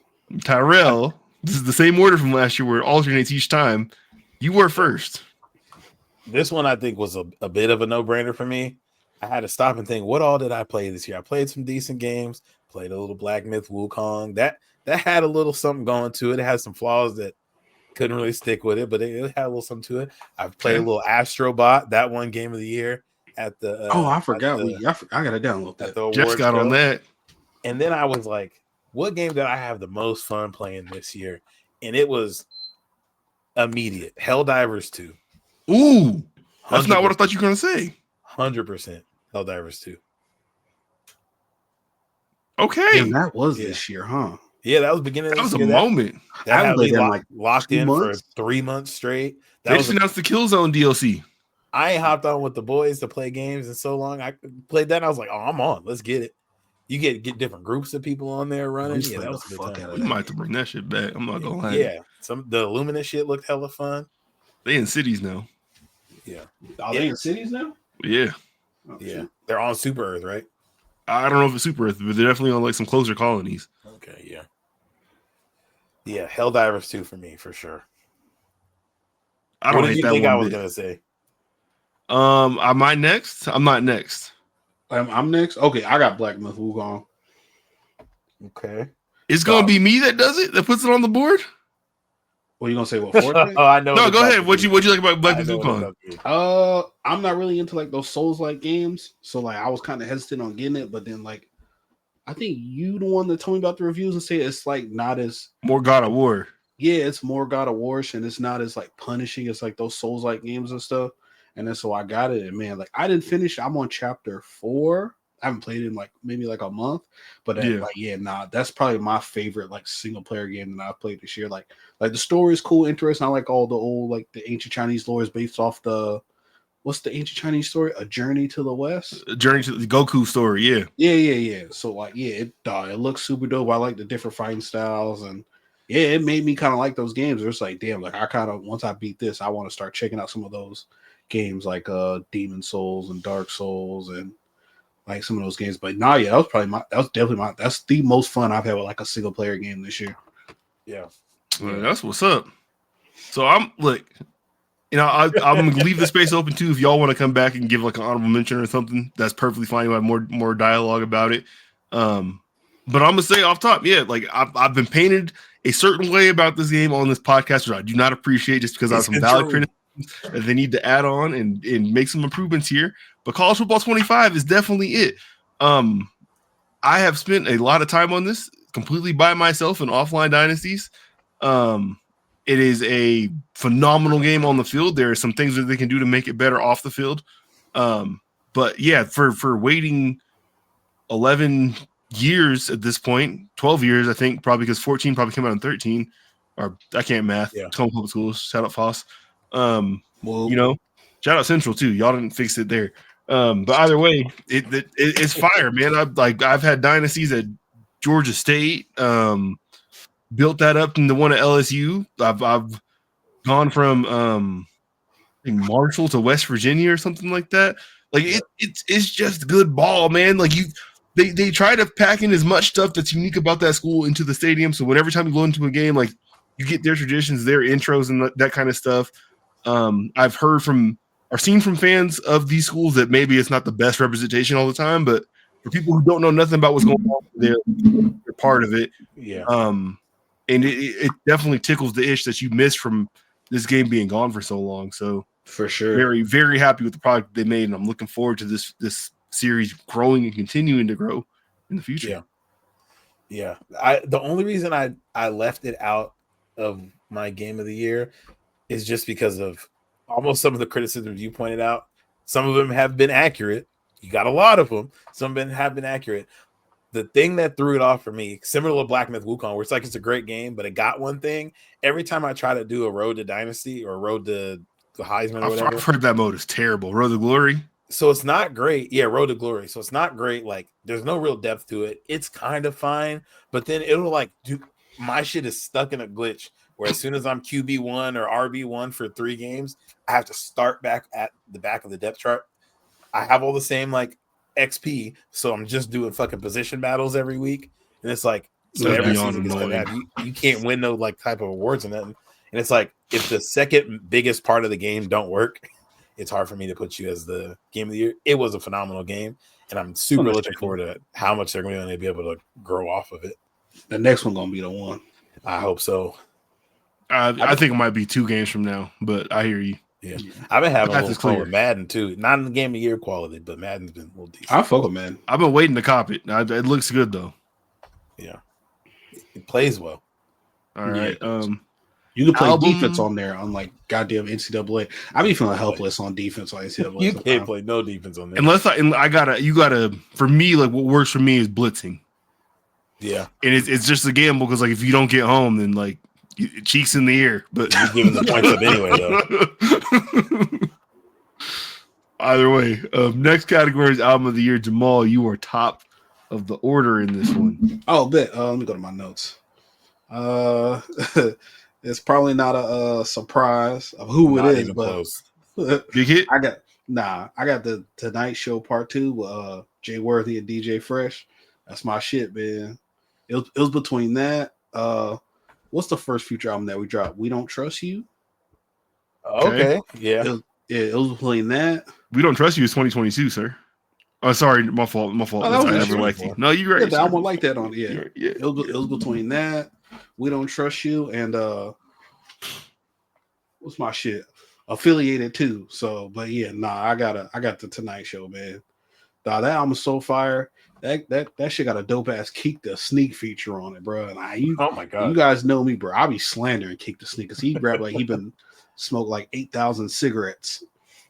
But, That's hilarious. Yeah. That's how he be rapping. And shit. I feel myself. He be rapping like Donnie off the Wild Thornberries. But nah, man, that shit is tough, man.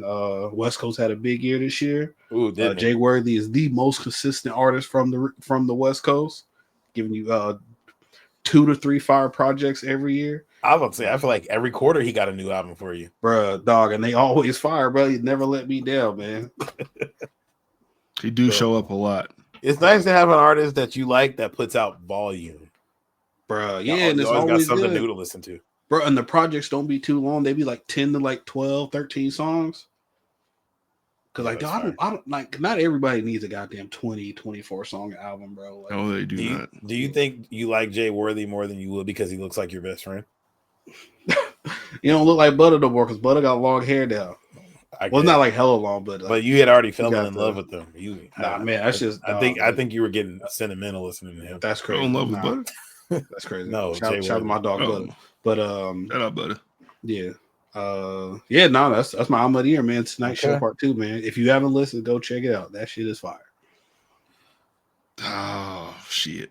All right, I'm up next. I had to reinstall Tidal because I did most of my year on Tidal to see what was going on and what I added and what I listened to a bunch.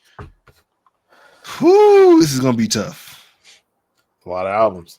Yeah, and Wow. I do not want this to sound like recency bias. It's probably GNX. Okay. Probably a lot of people's favorite album of the year, honestly. Yeah, and because I'm looking at this, like the next thing up would probably been Vultures 1 by Kanye, and Yeah. I like that album a lot, but at the same time, like it's not GNX, so it's like Yeah. like it is what it is. This is apparently a good year for music, but I have a problem listening to new music. I just don't tend to get around to it. Kendrick is large to the point pause where it's hard to not listen to him when something comes out. Good So pause. I had to look at it. That's crazy. Couldn't break eye contact, you know. But yeah, it's one of them things, man. Like came out of nowhere. We had the whacked out murals, squabble up. Hey now, you know, just that banger, bastard banger, peekaboo. Yep. Turn the TV off. Peekaboo's had me in a fucking chokehold all week. But bruh, AZ Chike went absolutely nuts on there. Yeah, that second verse is so hard. Both the joints with SZA, bangers.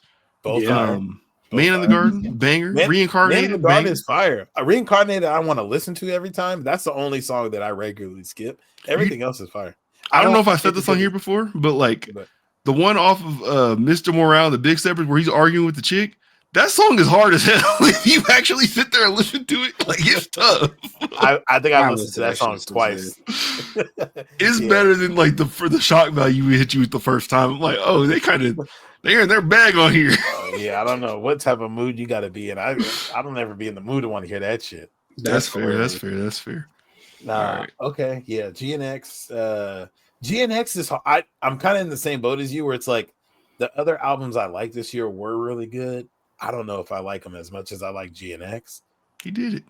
I think I have to say GNX. That's fine. Like, yeah. Come on over. My runner up would have been I'll Always Come Find You by Blast. That was a fire album. Blast always. That was fire. That was fire. That was a good album. Cowboy Carter was up there for me. Listened to that a whole lot. That was number 1 on my Spotify rap. But I'll also be in the car with my wife, so that played it to a little bit. But that album is fucking gas. But y'all in the car a lot apparently based on that chart you showed us. We homies. We like to be together. We like to spend time. Oh, what you saying? Your wife likes Benny the Butcher, nigga. I don't know. She like Jeezy and Kevin Gates, actually.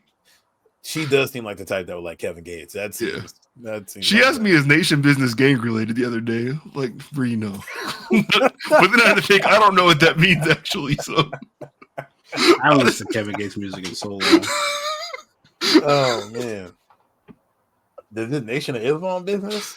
That's what I said. It might be that because I know he's Muslim because he'll give a whole entire Muslim prayer like DMX for the start of a song and then start telling you about drugs. But oh my god, Kevin Gates is the funniest person on earth, bro. All right, I'm distracted from the conversation. That second verse on Peekaboo where he said, "Broke bitch business, I cannot be your man." Peekaboo never had his ass whooped until he opened up that can. Damn, Peekaboo. Alley some bands, I'm a slam. Peekaboo. I like my Mac touching yams. Play the option around me. I'm gonna turn the music. That nigga was fucking snapping on that. Oh my god. Hey, man, I wish Draco was the last week a feature on like either Peekaboo or Hey Now because he would have fit on both them songs perfectly. Hey Now would have been so crazy. Hey, that project, the Posthumous album they just dropped by him, is good. Yeah, I fuck with it. All right, I've been tapped out of his music for a little bit. Yeah, that's worth checking out. Song of the year, I got the honor of going first this time. Again, shout out to Kendrick Lamar. I got Euphoria here because. Oh, okay. I see. Damn, what was that? Yeah, I certainly did. I think this is the better performance of everything that he dropped, of everything that came from this back and forth. It's the energy is incredible. What is it? The braids? Like, come on, bro. Like, what is the braids? He opened the pop out with it for good reason because like it brings the floor up. Not Like Us is the celebration track, obviously. Yeah. After you've kicked the back end as far as you can kick it, but like it's he whooped it. Somebody said that ever since Euphoria came out, you ain't seen Sexy Red anywhere near Drake. No, he said I see. Like I don't really see her. Red, I believe I see. Not Like Us is when like after Dawson beats you on Street Fighter and he doing this over his head. But Euphoria is the actual 2 rounds of him kicking your ass for 2 perfects in a row. So yeah, Euphoria was incredible. It's a good album or a good song. It's a great song. Yeah, that's me. Jamal, you up next. Oh, okay. Hey, I got Like That for my favorite song of the year, bro. That was shit, man. Banger. I love that song, man. Like, wow. Banger. Future did his thing on that, man, and then the Kendrick shit to get everything going, to start that whole little exchange with him and Drake off. But do you agree that we need the rest of that Future verse though? Because he was going somewhere. The one where he was walking out. I would like to. Yeah. He's got it somewhere. Make it rain for 3 hours. He was gassing. No, yeah, he was snapping on that. Yeah. No, that's my favorite song of the year. Well, Kendrick's gonna get a clean fucking sweep of the music this year. Then Well deserved. Because Not Like Us. I think it said I played Not Like Us 86 times, and that's not including the 23 times I watched the music video. I played the fuck out that song. That shit gets me hyped up no matter what hour, no matter what the weather is. If I'm in the car, if I'm in the shower, if I'm at the gym, if I'm at work, I'm hyped. That's gonna be one of them forever songs that, like, I think, like, you might be 20 years from now, you and Amiri and Cabo just celebrating whatever. It come on in the club, the whole club starts singing it. It's gonna be one of them type of joints. I'm going crazy. Yeah, I'm going crazy. I'm certainly blowing an Achilles out, walking on a beach somewhere one day in my life. It might happen. Yeah, I hope so. Honestly, it'd be a good life to live. Yep. Male athlete. Yeah, Jamal, start ranking niggas. I told you last year, you can't put Johnny Sins here. He is a performer, but not this guy. Man, nah, Tyrell I remember when I was talking to Tyrell about this earlier because we was talking about the people we was nominating. He said he was going some strong consideration for Rico Strong since they met, bro. Damn, he was free as hell. That level of performance in Tim's has got to be recognized. I was like, bro, you can't have Rico Strong as your male athlete of the year. I don't care if you got his autograph. I did put on an elite physical performance. I don't care if you got his autograph. Like, I'm sorry, brother. I can't let you do that, brother. I can't. Nah, my male athlete of the year, man. I was just shitting on him and saying he's a lame, and I don't want him on my team, but I gotta give it to Travis Hunter, bro. Like, bro, we've never seen like he's the second defensive player to win the Heisman, but like he played more offense. Like he was a full-time offensive player, unlike Charles Wilson. So like he's literally done something we've never seen before. He's lame, but hey, man, that's my male athlete of the year. Ball. Bro. Yeah, hey, man, the boy knows ball. Yep. So yeah, that's my athlete of the year. Shout out to Travis Hunter. Once in a lifetime talent. Yeah. Like I'm next up on this. I will also nominate a once in a lifetime talent, Shohei Ohtani, for I think he batted like 50 balls, maybe 60. I don't remember what the number was, but also led the NL in stolen bases, or led the league in stolen bases, while just taking an off year from being a pitcher and collecting $700 million. Like, you did the damn thing and won the World Series. So come on, man. About as elite as it gets. Shout out to Sony. Shout out to Ipe for taking the fall. Everybody needs one. Hey, we definitely thought we were about to lose Shohei for a couple minutes there.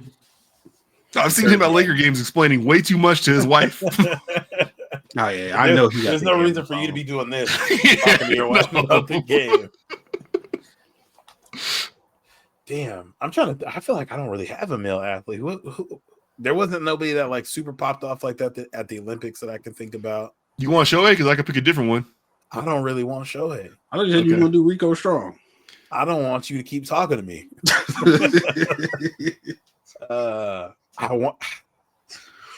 It's hard to say like Anthony Edwards, who I feel like had a really good year, but he didn't like win nothing for real. Like he was just kind of there at the Olympics. He was just kind of there. He won a gold medal. He did. He was just kind of there though. No, he was a big part of that. I mean, Braun was obviously the biggest part, but number 2 is probably Anthony Edwards. Yeah, and then he's been kind of cheeks this season. He ain't been cheeks, but the team's been kind of cheeks. Team ain't been hitting. I feel like Anthony Edwards is going to be my pick. He got a cool shoe. He was the coolest on the Netflix show. He was the coolest on the Netflix show. He was on the Netflix show having his 4th kid with the 5th woman, and he looked like a better dad than Jason Tatum. Jason Tatum just looked kind of weird. Hold on. You missed the part. He was ignoring his family at the Thanksgiving in the room playing Fortnite. He locked in, nerd. Can't get off the game. Nope. He's one of us. All right, I'm putting Anthony Edwards. Fuck it. Hey man, salute, man. I don't feel super passionately about it. I didn't feel super passionate about no niggas this year either. I still haven't got it. I still gotta get a pair of his shoes, bro. Them shit's only like 110. They got some dope colorways coming out early next I'm gonna say my first honorable mention right here. You don't gotta write it down though. But Alex Pereira in the UFC, I think he defended the light heavyweight belt 4 times this year. Oh, nice. Pretty unheard of. And walked through every single person who he stepped in there against. Like, one of the greatest of all time is not the greatest. I mean, obviously the greatest is the man who was doing the Trump dance in front of Trump. We don't like that, but it is what it is. It's part of the package. He's a coon, but he's the goddamn Terminator. You ain't gonna tell him he's a coon to get away. You gotta shoot him. I don't know if that'll work. But I feel like if we were doing this at the beginning of the next year and the Eagles win the Super Bowl, and Saquon breaks the record, I might say Saquon, because going to a different team after they talk shit about your old team, talk shit about you on HBO, or made you look like you was kind of having to beg for money on HBO, then you go out and just break the record the next year. It's kind of fire. Kind of like it. Kind of like he could honestly not play another game this season, and he still might be the best running back this year. So he's at that point. I think they should sit him, honestly. Yeah. Hey. I really wish you would shut the fuck up. I like what you're saying, Jamal. They got to get him fresh for the playoff run. Make sure Nick Sirianni picks this up. Yeah, I'm gonna shoot him a text. Nah, he had a bad week last week. You know what that means. You got to get. They got to get him his They got to get him his 300 yards and 3 touchdowns to keep him on pace. It'd be a shame if those monkeys, him and Lamar Jackson, had bad weeks. All right, we got Jackson has bad weeks, and so is Derrick Henry. So Tyrell, known fan of female athletes, leading off the category. I feel like didn't you start a petition for the WNBA to get disbanded? After I saw what did they name that team in Toronto? The Toronto Hustle or something like that? Toronto Matrix. That team will not be around in 5 years because the women are going to say we're getting taxed too much and we cannot afford. Hey. I would be salty if I went on that team. You know how much money they're about to be losing out? That is a point that I have not considered, but they're about to fuck their money up. Yeah, bro. If having to play international games when you only make $78,000 a year sounds terrible. Bro, because I heard Kyle Lowry on or DeMar DeRozan was talking about like the taxes and stuff and how much money you lose from being out there and playing in Toronto and how expensive it is. So bro, I know them WNBA women are about to be like, no, y'all got it mixed up. They're gonna get SNAP benefits out there. You forget WNBA wages. They about to be on income control. They getting free cheese. That is crazy. Free poutine. Dog, you are an idiot. God damn these dogs. All right, so Tyra, you finna go first with your female athlete of the year? Yeah, allegedly. I'm going to say, about to shock you niggas with this one. I'm about to say Coco Gauff. Okay, salute. She got to be on the front of the Olympics poster. She was on the front of the boat. She was winning medals. I think they said she was out-earned every female athlete in the world this year. How did both of you niggas leave me? That was crazy. Don't do that. Keep talking. That's insane. No, I'm dealing with something. No, I want to shame both of you. That was disrespectful. During female athlete, just use that as your. Yeah, during female athlete, screens are empty. Oh no, nah, hey man, I heard you talking about Coco Gauff, man. Shout out to the Black Queen. We got up for the black women. Coco Gauff. No, I was listening. My female athlete. Yeah, that's insane. I have my ears on. Though. Anyway, salute Coco Gauff. You next, Blake, or me? You're are next. Go ahead, Caitlin Clark. Damn, yeah, I'm finna go Caitlin Clark, bro. She kind of like revitalized the hype of the WNBA. Changed the bag over there. She's the main draw, bro. Like, yeah, she's the main draw. She's like the topic of every conversation over there. She got players saying, was it Time Magazine or somebody just said she was Time Athlete of the Year? Yeah, and then one of the owners of a team or a GM of a team said it should have been like the whole league or some goofy shit like that. Did you guys see that? No, whole league what? The whole league should have got like the athlete, or they should have put the WNBA on the cover for the. Oh, and bugging. You know damn well you switch from that Boys and Girls Club gym to playing in the NBA stadium when she comes to town. Don't please stop pretending. Yeah, bro, it was the owner of the Washington Mystics. Yeah, bro, they started flying private as soon as she got there. But yeah, nah, man. And then like she started off a little slow, maybe like 10, 12 games, and then she found her rhythm, found her game. All-star, she made first team all WNBA. I'm probably gonna put in a future bet for her to win MVP next year. I gotta look at the odds, but I think that'd be a good smart bet. I hate it. Yeah, man, no, it's gotta be her, bro. Like you know what my favorite thing about her is? Killing. What? Is that they be beating her ass and she'd be like, it's just basketball. Yeah, bro, she be hooping, bro. Like I'm a fan. She wears a good number. She be hooping, bro. I ain't gonna lie. And then when you hear her like talk in the accent, she knows like she comes from like a place of privilege and like how she's kind of getting propped up and like people are using her name for like racist agendas and stuff. But she gives the credit. She knows like like the heart and soul, like the league has been built on the on the backs of like black women, and they've been some of the best players, and we need to find a way to elevate them so we can elevate the sport way more up. And I know I'm gonna get a little propped up more because I'm white, but yeah, like so she knows what's going on, and yeah, bro, she cold, bro. Yeah, so man, shout out to Caitlin Clark, man. Yeah. It's my female athlete of the year. Cool. In all honesty, she may be the most important athlete of this past year. Like Time probably got that right. I don't think anybody raised the floor more than her in any sport on the board. Period. I'm not gonna pick her, but she's well deserving of this award. I've got Nelly Korda. She won 5 straight wins on the LPGA Tour, 7 wins total. Got her second major title this year. Was the LPGA Tour Player of the Year. By far the best woman in the world. I don't think she won the gold at the Olympics, but either way, yeah, she's straight balling. Yeah, she's fucking nice. Yeah. So I think I put some money on her this year. I think I put a little 20 ball on her to win one of the tournaments, and it ended up being that one where she had a hole where she was plus 10. Yeah, on the hole and didn't make the cut. Made one more bet the rest of the year. I'm not betting on women's golf anymore. What the fuck is wrong with me? Yeah, she's as dominant as it gets. If you're not the dude who got caught in the diner parking lot, we don't got to get into him. Who? Tiger. Oh, yeah. He got caught in a lot of places. All right. Sports performance of the year, Mr. Shakur. Jamal the racism took his hair. The cooning took his hair. My fault. Yeah, being a coon took his hair. Yeah, fuck Tiger Woods, bro. We going athlete of the year or sports performance of the year? Yeah. I think last year we were talking. Some people said single game, single season, or tournament performance, because I think last year I had Caitlin Clark in the women's tournament. So just providing context. All right. For me, I did a single game, and this was the Army versus Tulane. I got to give it to my dog Bryson Daly. He was 2 of 2 for 17 yards passing.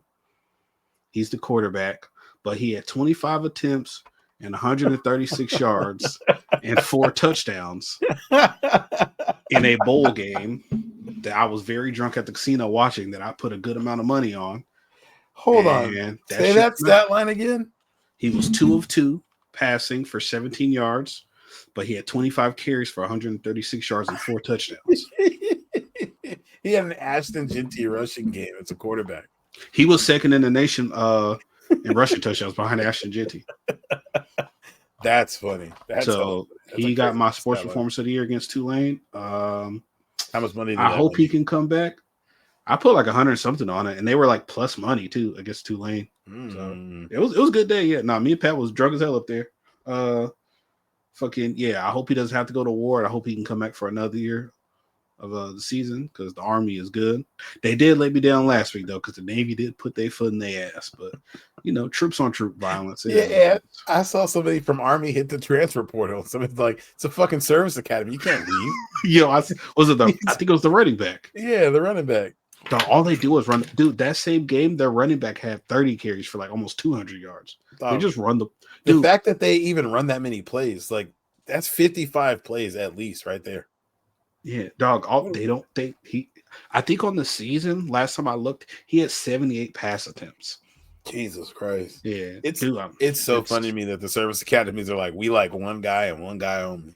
Bro, yeah, they had a good running back and that good quarterback that just only runs the ball. Y'all know why that is? I've heard somebody say, because wasn't that you that told us, like, they just said, like, nigga, we don't have the athletes for receivers. Why would you want to come here and play receiver? No. So people at Service Academy, like they get small buffers, but they're still tied to the services, like height and weight requirements. So yeah, because of that, like you weren't going to have linemen the size that you need to have in order to do whatever you got to do at the D1 level. Yeah. So you just hit them with some like weird shit and focus on having good defense and ball control. Yeah, hopefully win games that way. Bro, they had a 17 play, 13 minute and 46 minute drive one game. Yeah, how pissed I would be if I was playing defense. My good friend here, like my dad friend here, shout out to homie Justin. I'll say his name, whatever. He's a graduate of West Point, and he was talking about like times when like the school would, like the football players would come back to campus after going to play like a Power 5 school or Power 4 school or whatever, and the players on the team would just all be like they got like jumped, like they look just hella beat up. Yep, that's right. You go play fucking Nebraska. Yeah. bro. And then that quarterback, he's only like 6 foot, like 210 or something like that. He'd be throwing his head in there. The Yeah, service no. academies playing those schools makes so much more sense in like 1920 than it does in 2024. Yeah. They were pretty good this year, though. Army and Navy, man. For They sure. were both Army yeah. finished top ranked, I 25. believe. Yeah, they were finished at 22 or 25, I think. Yep. All right. I think I'm up next on this one. Yep. All right. I've got Haynes King, the quarterback for Georgia Tech, in his performance against UGA, the 8 overtime thriller. He was 26-36 for 303 yards, 2 touchdowns through the air, then also 24 carries for 110 yards, 3 touchdowns on the ground. Like every single time they needed it, it was basically him going to get it with his body, no matter what. Every single time. And this was in Athens too. They took Georgia Tech to the wire. About as good a performance you can ask for without it being a win. I think he already said he's coming back for the next season. Georgia Tech had a good year, 7-5. Probably hoping for more next year. So shout out to him. Yeah, he was cooking. I hadn't really ever seen him play. I just knew he was nice on NCAA, and that boy I neither. I'm a big fan now. Yeah, NCAA had me fooled on a couple of niggas this year, bro. Because Donovan Edwards from Michigan is not as cold as he was on the game. And Ollie Gordon was like Jesus Christ on that game when it first came out. He didn't. He didn't. I didn't hear Ollie Gordon's name outside of that DUI he got. Bro, they were getting smoked this year. I was like, damn. Yeah, they got balled up. I watched Oklahoma State play Colorado, and Ollie Gordon was not a factor. Yeah, like if you're down by 40 points, you can't run the ball anyway, so it doesn't matter. They fucking suck. I'm not pulling up no stat lines. Mine is Freddie Freeman in the World Series. That brother was out there cooking. Every first at bat, bing. I don't ever really watch baseball at all on TV. I'll go to a couple of games. I'll watch the World Series, and boy, Freddie Freeman was out there getting to work. That bat was lit. It just doesn't compute in my brain what the World Series and the playoff does to baseball. Like every game is good, every player is good. When you get to the World Series, I'll watch you niggas during the year. Y'all don't be good like that. Y'all be okay, but y'all not hitting these kind of home runs, and just watching him go to work was so impressive. Also, slight detour here because we're talking about baseball. I don't know if y'all saw, but today Sammy Sosa came out and he did that shit. I'm not talking about skin bleaching. He admitted it to steroid use today. Oh, you don't say. He said he never did anything illegal, but he did do what it took to get back from injuries faster. But back then, PEDs weren't illegal, so he didn't break a rule, but it's just one of them things that like, taints players from his era. But he did this because the owner of the Cubs has basically said like Sammy owes us an apology or whatever, so he can kind of get back brought within the team and everything like that. So I think Sammy just kind of like he knows he's not making the Hall of Fame. Like, let me just make things right with the team I became a legend with, and great and. You know, come be a Cubs legend, basically, because I can't be an MLB legend. They're not going to let me do that. I understand why he would apologize if that's what they're looking for. What the fuck he got to apologize for? He was just nice for like a decade. Yeah, he did some dope. Those wins still counted. Those games still happen. It is still a very strange thing in baseball where the teams are willing to benefit off the success of players who did this stuff, but then they also want to distance themselves from said players. Barry Bonds and Mark McGwire kind of have evaded a little bit of this just because they've been able to get back in MLB by being hitting coaches and whatnot. Yeah. But I still think they're not outwardly and publicly celebrated and ingratiated in the way that King Griffey Jr. is, which maybe they should never be. But at the same time, it's like King Griffey Jr. is the outlier to an era.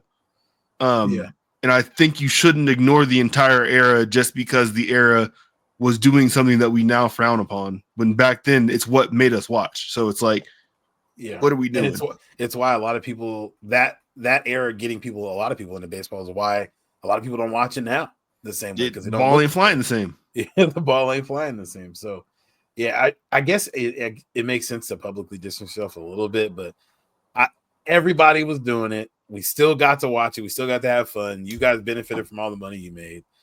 At the end of the day, they didn't hurt nobody. It's not like they was out there robbing niggas and like doing crazy shit to get the steroids.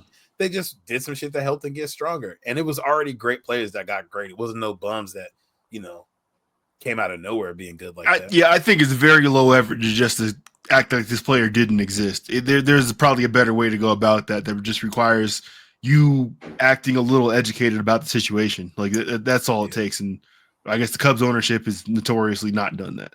Got it. Yeah, I guess. Because shit. For someone who doesn't like care about baseball like that, Sammy Sosa might be all you know about the Cubs.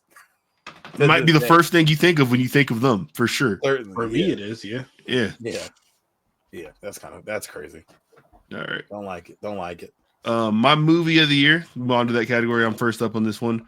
I've got Dune 2. It honestly took me a long time to watch this movie. Like, I'm not saying like I delayed watching it, but just in sessions when it's on HBO Max, it probably took me like 4 different periods of watching it to finish it. And I watched Dune 1 not long before this. So the payoff of that story was incredible to me. You had a guy basically from some remote colony or whatever buy into the religion and culture and beliefs of this tribal people, that he was their chosen one, even if he didn't want to be that, because he knew like the greater good was the benefit here and all that stuff. And the final fight and everything of him fighting some dude who had trained his whole entire life to be in that position, like it was incredible. And shout out to Timothy Chalamet, because he knows ball, and I didn't know he knows ball. He was on College Game Day. Like he definitely knows ball. That's a phenomenal film right there. That's a masterpiece. They did a good thing right there. I didn't watch very many movies this year. Jamal, you go first. I don't got one. I didn't watch a bunch of movies this year, honestly, like that. So I was just gonna say every movie except Joker 2, because that's shout out to everybody except Joker 2.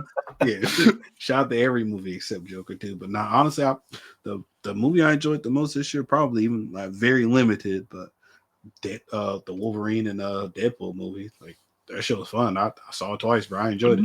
Phenomenal. It's the only MCU movie we got this year. Was it really? Yeah, the only MCU one, because Craven don't count.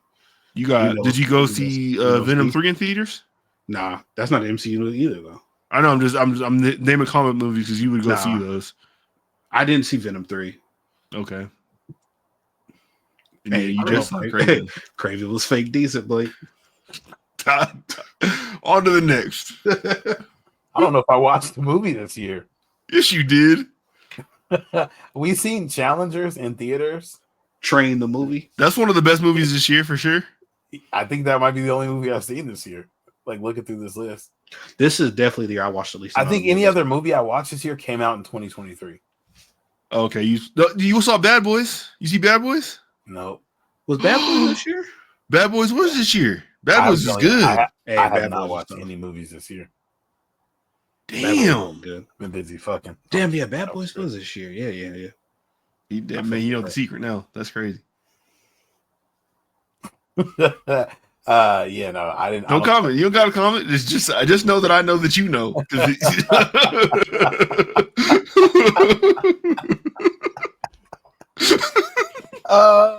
That's crazy. Yeah, I didn't watch any movies this year. I'm beside myself. I guess I'm gonna say Challengers because that's the only movie I watched. It was a good movie though. Look at Zendaya on the list twice. Train the movie. Jamal, what movie did you say? Wolverine and Deadpool. Wolverine, Deadpool, yeah, and everything except Joker too. the homie that is the only person that we know that likes that damn movie said, "Yo, I woke up and saw we cannot. You can't say that." But that was the craziest line I've. If you see that without context, that's the craziest shit you could probably ever read. If you want to know what this person said, DM one of us directly, and we will tell you. But somebody was disappointed they didn't get you an essay. Yeah, they didn't get to see a thing. Oh no! Man. Okay. That's a crazy text. I have watched TV this year, though. I watched a lot of TV this year. I've heard Ultimatum, the new one, is good. Brother. I heard they're cooking. I was gonna ask you if you've watched it. I haven't. I need to. A banger of a season in a way that's like there's so many moments where I feel like I'm going crazy watching these people. It's a banger though. It's an absolute banger. There's been a lot of good TV this year. It's been a lot of good black TV this year, which is what I like to see. I'm gonna say Abbott Elementary is my TV show of the year. Hey, There's can't go wrong with that. There's some good runner-ups. So the Vince Staples show is going to be in my honorable mentions. I forgot that happened. That was very beginning of the year. Yeah. And then,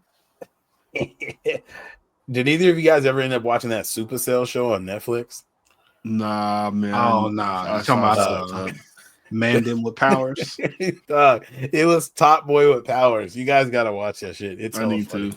I've been slipping on Netflix. Basically, if you're black and your parents had sickle cell, you got superpowers. Okay, you got to save the world. All right, Child Prodigy. That should end up being fire. R.I.P. Prodigy. Yeah. But yeah, I'm gonna say Abbott Elementary is my one. Okay, not mad at it. This season of Survivor has been fire too. Me next plate. Yes, sir. Bet I got the Penguin, bro. That Penguin was that shit, bro. That shit's about to clean up at cooked. Yeah, that shit was way better than I was expecting. That had me liking, bro. That everybody's done seen it, but bro, I was fucking with because I don't usually like the Penguin, man. I think he's lame. He's a good villain though, but I was kind of fucking with him, man. I'm like, villain. He's solid, man. He dope. And in that last episode, man, what he did, I was like, oh, I need Batman to whoop his ass. I'm glad they didn't try to make him a good guy. Like they let him just be evil. He's just an asshole. I need Batman to put him in like a full body cast. I need him paralyzed. I ain't gonna lie to you. Robert Pattinson, get on him now. Dog, I was like, nah, bro, you're not gonna do this. Soon as he said, I don't think I could take you with me, I was like, nah, he's not gonna do this. And then he murdered somebody with a speech impediment. Spoilers. Like, bro, you should have just got on that bus with your girl, man. Ugly. But yeah, Penguin's my favorite TV show shit of the year. Honorable mention, Abbott Elementary. Fallout. That Happy Friends show on Max. That shit is ridiculous. But yeah, two honorable. Shout out Fallout. Shout out The Boys. Oh yeah, The Boys too. Yeah. Hey, did that show that Bookie show on HBO? Did that come out this year? It's coming back. No, it's back now. It's the first 2 episodes are out. Oh, yeah. I love that stupid ass show. That show is so ridiculous. That show fills that hole that Ballers left. Hey yo, just a big gaping hole that Ballers left inside of it. We're in those hours. In the 2 hours. Jeez Louise. All right. Yeah. I've got Power Ghost for ending it on a high note. I think they did justice to all these characters they built up over these past like 4 or 5 years or whatever. The Tariq spinoff was shaky at first. People were like, how the hell is he going to manage to have his own power show? He definitely did it. And then I think they don't ever have to revisit him, but they clearly made it clear that he's trying to surpass his daddy. That's the goal. And he has the plan in place. Yep. Because it's Tariq and his power. The plan is probably going to fail at some point. We don't gotta see it because we've seen it happen 8 times now. But it's he always got a plan. Him and his daddy always got a plan. It seems, he seems like he's going to get to where his dad was when we first met his dad. At least I don't think he wants to do none of the like own a club shit. He don't want to have no kind of fun. That's what I'm saying. When we first met his dad, where he had been a dealer for 20 years in the background, the biggest player in the game, had the system to clean the money. Nobody knew who he was. The feds were onto the operation, but they had no idea that he even existed, type of deal. I think Tariq can definitely get there based on how we ended stuff. Okay. Yeah. But they did it right this last season, man. Shout out 50, shout out Courtney Kemp, shout out people at Stars, man. Hey, shout out to Mary J. Blige, man. Blaze of Glory. Hey, spoilers. She's a great TV mom. She's a terrible TV mom. She's like the dad from Smart Guy and like Frank from Shameless, like 2 ends of the spectrum all at once. I don't know anybody that could have played Monet better than her. Like I can't imagine someone doing that performance better than she did. That role was made for her. What, Jamal? What are you doing? Oh, I thought you were talking about Mary J. Blige. Are you okay? We are. Knock the dust off it. Help! I don't think there's any dust around it. Yeah, you gotta fight 5-0 for it. Come on, don't tell me that. Fuck. Stop. Look it up. They might be the same age. So she's fucking with 5-0. She's only 3 years older than 5-0 somehow. Oh no! All right. Oh yeah, I got Power Book Ghost, man. Yeah. Wrapped I it up like how well. they ended it. And Tariq is certainly coming back soon. Whether it be Tommy or something, he's coming back. I think he's going to be like, because I think he's Michael Rainey is probably in a better place with the folks over at Stars than Omari Hardwick was, because based on everything we've heard after Omari Hardwick left, it just sounds like he was getting a raw deal. He didn't negotiate correctly. You know, I think Michael Rainey, since he came up as a kid through it, then it was an adult in it. They probably have a better back and forth. And I think if they ever need to break the case and bring him back, they can do it. Where they can't probably do that with Omari Hardwick. I would love if they did. Yeah. I don't know what it'll look like, but it'd be interesting. So the next up is the Eat a Dick Award. This is where we let somebody be known that they were not welcome in our 2024. Oh man. Can I go first? Yeah, you are first. My first EAD award is for Elon Musk. Big definition of money can't unlame a lame. I kind of looked into him. He's not as smart as he comes off to be. He just, I think his family got their minds from mining emeralds in Africa. Yeah. So there's some nasty shit going on in there. They abusing the Wakandans. Shout out Digimon Hunsu. Yeah. Shout out to Digimon Hunsu. Yeah. My second EAD award is going out to, I got multiple. Shad Khan, owner of the Jaguars. Oh, you got multiple. You are the worst owner in the NFL, maybe in all professional sports. Are you sure about that? He's bottom 3, and he's not. And he's not 3, 2 or 3. So yes, he's number 1. Fuck him. Okay. He knows how bad that. I think since he's taken over, we've lost 69 or 70% of our games. That is crazy. We've had 2 number 1 picks in consecutive years. We got a lane. And you're on your pace for a 3rd one right now, bro. He hired Urban Meyer. He knows Doug Peterson should have been fired. He won't fire him. And they're talking about coaching change. Doug Peterson is going to be fired, but they're making it seem like Trent Baalke is going to be there, who has a terrible reputation around the league, where he wears out his welcomes and he kind of throws his Wait, is he still employed by y'all? Trent Baalke is still the GM, and it doesn't seem like he's going to leave. Yes. There's so much stuff I could say about him, but yeah, it's a lot of slurs. The thought of drafting Trevor with a number 1 overall pick and having 2 or 3 more top 5 picks immediately afterwards. We had 2 picks. We had the number 1 pick 2 years in a row. That's disgusting. What's his name doing straight this year though? Who? Mac Jones? No, Mr. Better than Aiden Hutchinson. Oh, Trayvon Walker. He does have both legs. Yeah, that's for sure. Yeah, I think he's close to 10 sacks on the year. This is like a year where nobody's close to 20. I think Trey Hendrickson's in the league with 12.5. You put some gloves on. He had 15 right now. 17. Damn. Oh, no, you're I know the dude right. from the Broncos is up there. Who? Bojito, the Italian last name dude. Trey Hendricks. Oh, damn. Trey Hendrickson has 12.5. Danielle Hunter has 12. TJ Watt and Nick Bonito have 11.5. Miles. Yeah, has see, 11. I feel like around because there's only 2 games left, right? Yeah, yep. I thought somebody would be high teens. Nah, 3. Is there 3 games left? Yeah, because this is this week and then the next 2. I'll just say, as someone who has TJ Watt in a dynasty, he might not be getting sacks, but that dude puts up numbers. He's a problem. But he has 11.5 sacks. He has 18 TFLs. He has 6 forced fumbles. Yeah, and 2 fumble recoveries. Holy shit! Wreaking havoc. Yeah, but those are only 2 I can think of right now. So yeah, those are my 2 EADs. Okay. I respect it. Elon Musk is a strong one, Jamal. I will say that. You didn't hate on Elon Musk enough. What he did to Twitter, he has ruined Twitter. Unfortunately, this doesn't carry the weight that it used to, but it will be studied. Now time moves so fast that there'll be a Netflix documentary about it halfway through next year. But yeah, Elon Musk is a big one. He's such a bitch. Y'all saw what he did today, right? With what? Block the bill or influence blocking the bill or something like that? I'm not trying to sidetrack us because we're 2 hours and 9 minutes in and we still got more awards to cover. But either way, today a budget bill got proposed in the House, and it's been like, I don't know, like probably 9-10 years since the Congress has passed the budget. We just keep on doing continuing resolutions. They had something propped up today that was going to prevent a government shutdown, and Trump and Musk shut it down. They're not even in office yet.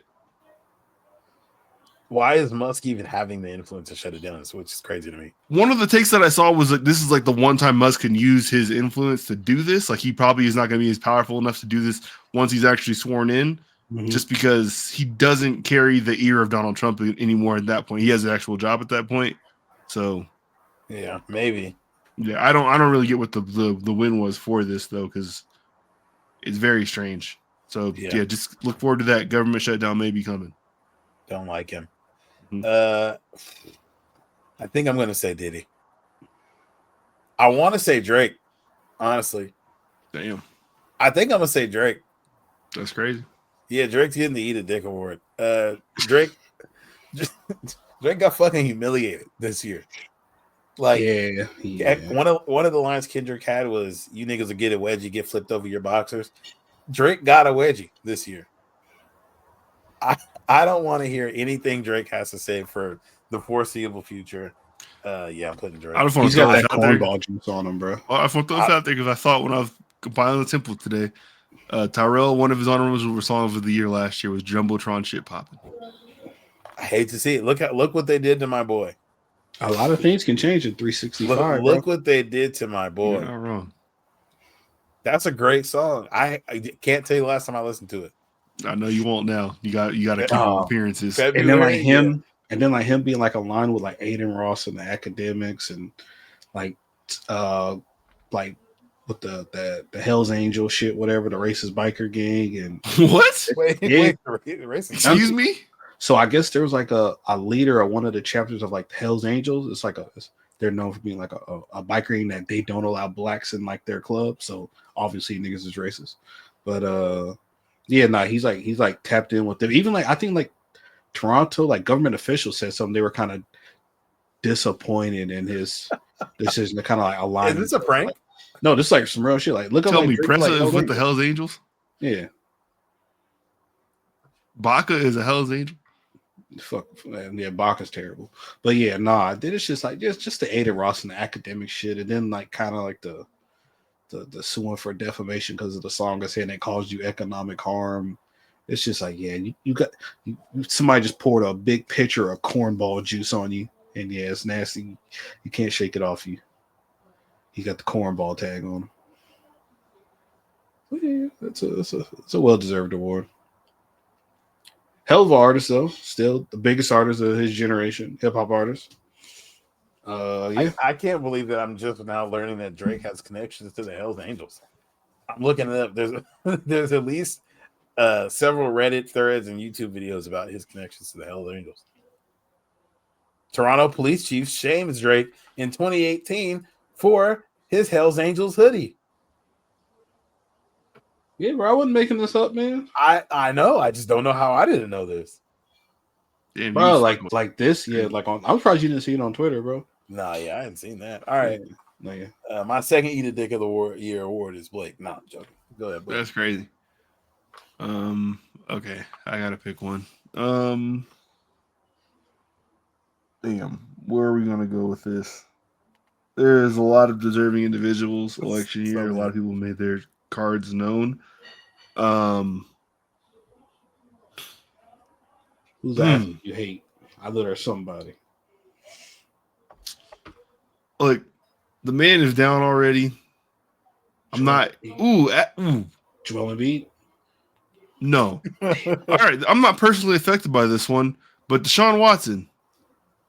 This should have been the time that you snapped back and got your career on track. You got all that money. It was guaranteed. It was time to ball. You came out there and stunk it up like no other, brother. You made Jameis Winston look like an all-pro. Shout out, Jameis. Turned his life to God. Love that for you. No more fuck riding the pussy. You turned it 180 completely. I love that for you. But either way, we know that you're not probably QB1 of many NFL teams. No shade at all. Nigga, no. He's But awful. you looked like it for sure compared to Deshaun Watson. And it doesn't make any sense because this at one point was one of the best quarterbacks in the league to the point where the Browns paid him like the best quarterback in the league. All the allegations, you stand by the fact that they're not real. That's cool. Whatever. Believe what you want to believe. Portray what you want to portray. But you should have performed. Jerry Jeudy didn't just get good when Jameis Winston started playing football. He'd been good. You just can't get him the ball. And Njoku didn't just start getting good. He been good. You couldn't get him the ball. Like maybe Nick Chubb coming back is what the difference maker was. I don't really know. It doesn't seem like it, but you stink, Bubba. Like you were terrible. And it doesn't really make much sense when you had nothing but time to focus on getting good at football. That should have been your escape from the hell that you were in publicly. And yet you still stink. Like, you know why? Because he did that shit. He got a guilty conscience, and he can't play good until he admits that he did that. Then just admit to it, because they can't come after you criminally at this point. You beat them all. Yeah. We'll never say I was in a bad place. Yeah. I got touched as a child, so I didn't know how to deal with the fact that people were touching me, and I feel like I need to do it with other people. Just cop out and blame it on somebody else. Yeah. Like the weak bitch that you are. But no, you're just going to go out there and play bad football and steal from the people in Cleveland. It's all good. Rob them of all kind of joy. And shout out to the Haslams, too. Y'all should be on here with him. Y'all stink, too. Can't believe you gave him all that damn money when he had the stink all over him. Musty. Ooh, can I give out another honorary one? This isn't like a full eat a dick award. Give him out. Throw him out. Oh, here we go. The NBA All-Stars, except LeBron, we're getting that shitty, stupid ass format for the All-Star game this year, where there's like 8-man teams, and they're only trying out this new stuff because the effort is so piss poor and lackluster in the All-Star game. Jamal, you got to aim wrong. The All-Star game was over by the second half because I remember I was watching it downtown drunk as hell. I remember Damian Lillard and Tyrese Halliburton hit like 25 threes between both of them in like the first half, and they were up by like 30. So, and then like they asked Shea Gilgeous-Alexander, I'll never forget it. Oh, is there anything you guys could do to the All-Star game? He was like, I don't know, maybe a bigger incentive and more money. It's like, dog, you're already getting like 50 to 60 million. You're on a max contract. Pretty much everybody that's in the All-Star game is on a max contract, right? Am I guessing? Unless you're like a rookie or something, or you're on their way to one if they're not. But you're on your way to a max or a super max. So it's like, bro, like you get 4 days off after, and it's like you only really kind of, you don't gotta go hard. We don't want anybody to get hurt for like the regular season, bro. But just at least make it competitive and show that you care. You're kicking the wrong person's back and the wrong people's back, and I'm Adam telling Silver? you right now. This should be towards Adam Silver. Everything you're saying right now, it's his job to make sure that situation doesn't exist. Yeah. But it's like the players still got to go out there and play.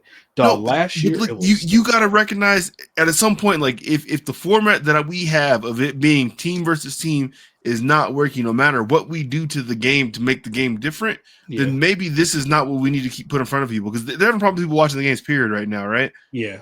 They say viewership is down like 45%. Yeah, I've said this multiple times. I'm sure you've said it too. All-Star Weekend, there should be some type of one-on-one event, because there's no way to loaf off in that. People don't want to be embarrassed. Let it be voluntary who participates, I guess, maybe, or because voting people in and then they don't want to do it because they're scared or whatever, like it's not going to work. But that's what it should be around. Let it be one-on-one for a bag. Like maybe every team sends one representative and it's a tournament across all the teams. That would be fire. Yeah, for like $1 million or something like that. Yeah, and the thing that bothers me the most, why I'm really like kind of upset about, not even upset, but just like, bro, what the fuck? It's like, bro, because it's like, so obviously they got like, there's 4 teams of like 8. Yeah, there's 4 teams, 8 players, and they're doing like target scores. So the first team, they hit 40 points win, and it's in like a tournament style. But it's like, yo, you can't bet on this normally like I have. Dog. No. Yeah, so it's gonna be weird. So it's like this is one of the opportunities where it's literally free money. Yep. And then they're taking one of them away from me. I think they crossed 200 points in the game last year. Like that's fucking of course they absurd shit. Yeah, no, they probably get to like 300 because the line for the WBA All-Star game be like, I don't know why they don't make it 200. I hope they're not listening to this. No, like, I think each team had more than 200, so I think they were over 400 points. Oh, each team had over 200. Last year was 211 to 186. Yeah, see? It was that much. Yes. I don't remember. 211 to 186. They were bullshitting. Yeah, but yeah, nah, you can't even bet on this no more, man. So yeah, shame on you, All-Star Game. Yeah, no, that's my last one. I can't think of nothing else. All right. So then we got what, viral moment and then most anticipated? I think I'm number one on viral moment. I didn't put the list down here. Okay. This is easy. Cat Williams, Oh, perfect. The Prophecy, fulfilled. That was crazy. He did it, kicked the year off. People felt he put energy in the air. I felt like he just kind of has been in the mix for long that he saw what was coming. I know Shannon Sharp is going to get him back up there to start off this next year just because it makes too much sense. So let's see if he can do it with 2 for 2. What if he just every year predicted the year like he's a fucking groundhog? He's part of my New Year's like Uncle Murder now. Like they're entwined. Yeah, I'm putting Cat Williams too. I've been thinking about that's like the one I knew all day was gonna be locked in immediately. See for this one, I had the Shannon Sharp where he lied and said he didn't put his phone on Instagram Live. Mama Show? He did that. Yeah. Too. I was like, bro, what do you mean you didn't know my phone was on IG Live? You know how much shit you have to do to set that up? But yeah. Just a click here and a click That here. was good. Like, I went live the day after just to see how many clicks it was. You got to hit 4 buttons. Mm-hmm. There's 4 that aren't things in the you have same to place do. on the Scroll to screen. the bottom of this and hit OK. Yeah, absolutely. You're Shannon Sharp. Are you sure you want to do this? He's off that shit, man. But, yeah, All right. that was mine. And Most then anticipated. I think I'm gonna go first for this one. My most anticipated, plain and simple, GTA 6. Tough to beat. I don't know. There's nothing that has me. Well, there's one other thing that has me more excited than GTA 6 this year, but it's a hard bar to cross. That's gonna consume.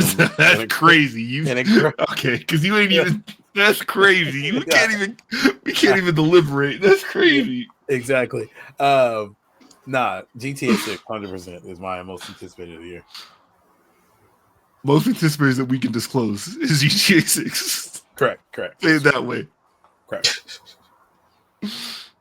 Well, you are Blake. Is me.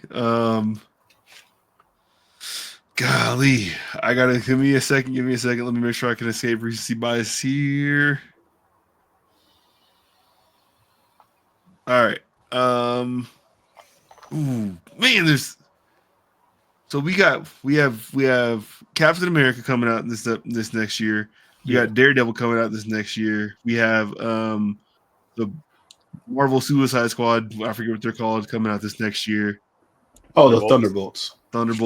Yeah. Fantastic Four. Fantastic Four coming out this next year. I think based off what I saw today that trailer, James Gunn. Are you joining the ship? Come on. I'm on You board. can put on the set. It might be that suit. It might be Mr. Man from Kansas. That's crazy. Yeah, that trailer was some heat. They got the Justice League in there off the rip. Like he said, "Can I avoid recency bias?" And said, "What I saw this morning, it was crazy." When I seen that trailer, when I seen him put on that suit, he had it. See, the only other thing. As soon as I woke up, if they can promise some more JJK animators coming out next year because the manga is done, then maybe that might spring. This spring. I thought it was spring or summer. Okay. Yeah. I still might be more excited for the Superman. That looked like the fun is back. I've been telling you, bro. Come on, man. We here. What have you been telling him? You've been saying every comic movie about to be good. I don't want to hear nothing. What could you have possibly have been telling him? I said James Gunn's finna bring niggas back, man. This man paid to see Madam Wade. He's I didn't see that shit in theaters, man. No, that's not my narrative. Craven was fired. But I'm gonna go with well, so is this for sure? Because if it was a GTA 6 for me, I was gonna say the Insomniac Wolverine game, but I don't know if that's for sure. That is not this year. Hell, that's not gonna be in 2025. I feel like we haven't seen enough about. No, They ain't feel done like- like I no feel- official trailer. Well, because them goddamn leaking that big hack. But well, if that's not it, then I would say GTA 6. That's a safe Let's bet. see. Yeah, they said. I mean, everything I see online says looking to release early 2025. But yeah, if it was early next year, I feel like we'd hear about it already. Yeah, I was If it thinking. like I was thinking like next holiday season. That's what I was thinking because of like delays when they had that big data breach and. But GTA 6 is coming out next holiday season. I don't know if anybody else wants to come out. Oh, both are getting caught same day. If they were, I will be playing both of those. Yeah, you're rich too. Yeah, man. Shout out Lilo to and Stitch you, live actions is upcoming. You're not excited about that? Oh, Superman, bro! I'm super excited for Superman. Okay. Oh, the kid I watched, not an interview. They had these like red carpet interviews of the people in the Lilo and Stitch, and it was a little kid interviewing one of the little kids from the show or from the movie. Adorable. I might watch it just because of that. Yeah, it was fire. All right. Anything I got another most anticipated for sure, but also can't share it. I'm just very excited about it. Can't imagine what you're talking Might about. be about somebody on this show. I don't know. Hey, hard launching one day. Hard launch. You drop them like Beyonce. That is funny. G and X. Hey, just watch. Ask for your wife's Instagram one morning. You'll see. I got you. All right. Anything else? Is that it? No, Just like we're not talking football. Did you have It's an not award you wanted to hours. present, Jamal? I thought like I asked at the start. if you had a I category think award next on it. year we need to have the needs to be jailed award. Or was that too close to? Or we might just change it. Either That- dick. yeah, Well, it not might be. because somebody can eat a dick, but like they don't need to be in jail. Because it's like, I'm trying to think. I can't think of nobody right. Not because you know what? Yeah, like you gave Drake an eat a dick award, but like I don't think he needs to be jailed. Depends who you ask. Yeah, that's true. But nah, I think needs to be imprisoned. Should be an award we come back next I year. respect it. Yeah, because I got if we do like first nominee right now, Trey Songz needs to be in prison. Why is he free type of deal? He certainly should not be allowed around other adults. He shouldn't be allowed around women. I'll He's put Lloyd always- on there because he just shaved his head. I mean, for good reason though, but he's bald now. Like the singer Lloyd. Yeah, I shouldn't say that because like he did it in support of a loved one who has cancer. But Oh, okay. Oh, see now this when your iconic thing was the long flowy, like you might be Cherokee locks, like you can't just cut those off. that's crazy. Look, all right, Not man. like he was using them anymore. I mean, you pop out every now and then. You sounded disappointed, like he not On keeping the you or something. south over side. there. He definitely. It's a sounded different disappointed. vibe. Yeah. Okay. So That song with Wayne Pusha. Geez, Yeah, my no, yeah, Pusha. yeah. Pusha. No? They're corny as hell. All around the world, girls all around the world. yeah, no, that shit was fire. I remember that. Damn, that was like middle school. All right, yeah, that's needs to be in jail, Ward. And Lloyd or Bobby Valentino? Actually, never mind. I Neither. can't ask you that. Why are you rating niggas? I know we're loyalty. Well, I'm Yeah. just saying category, like catalogs. That's what I meant. Anyway, nah, I ain't really got nothing else. That's the only word I can think of. All right, bet. We did our big one. Look at us. So is this our last episode for 2024? I will not be on here next year. I'll do what you all want to do. Or next year, next week. Sorry. Next week? Okay. Yeah. So I Gross get next week. next Thursday is the day after Christmas. So I can't commit to that at the moment. Oh my god, work's about to be so. we family it up. As should all of y'all out there who are listening to this. Family it up. Find some people who care about you or you fake care about them. Be around them. Spend that time with them, man. It's that We time might of see year, you in man. 2024. We might see you in 2025. You never just stay tuned. So subscribe. If you subscribe, it don't even matter when we come back. We're gonna be back right in your pocket. We'll pop into your phone. You don't even got to look Yeah. for us. We'll be right there. Be We better just in show up. 2025 than you was in 2024. And I'm gonna be less problematic next year. I promise you. Unless that helps us on this show, then I'll be more problematic. I can do it. You're gonna take at least 6 months to figure out which one's which. Yep. I gotta do the research. Yep. I got that research. Gotta use a couple more months. All right. It's been great. It's been real. What a year. What a time. Peace. GTA 6, do not back out of 2025, or else this list gonna look I bad. fucking swear to God. I swear to God. I'm hitting it. Bye. Bye.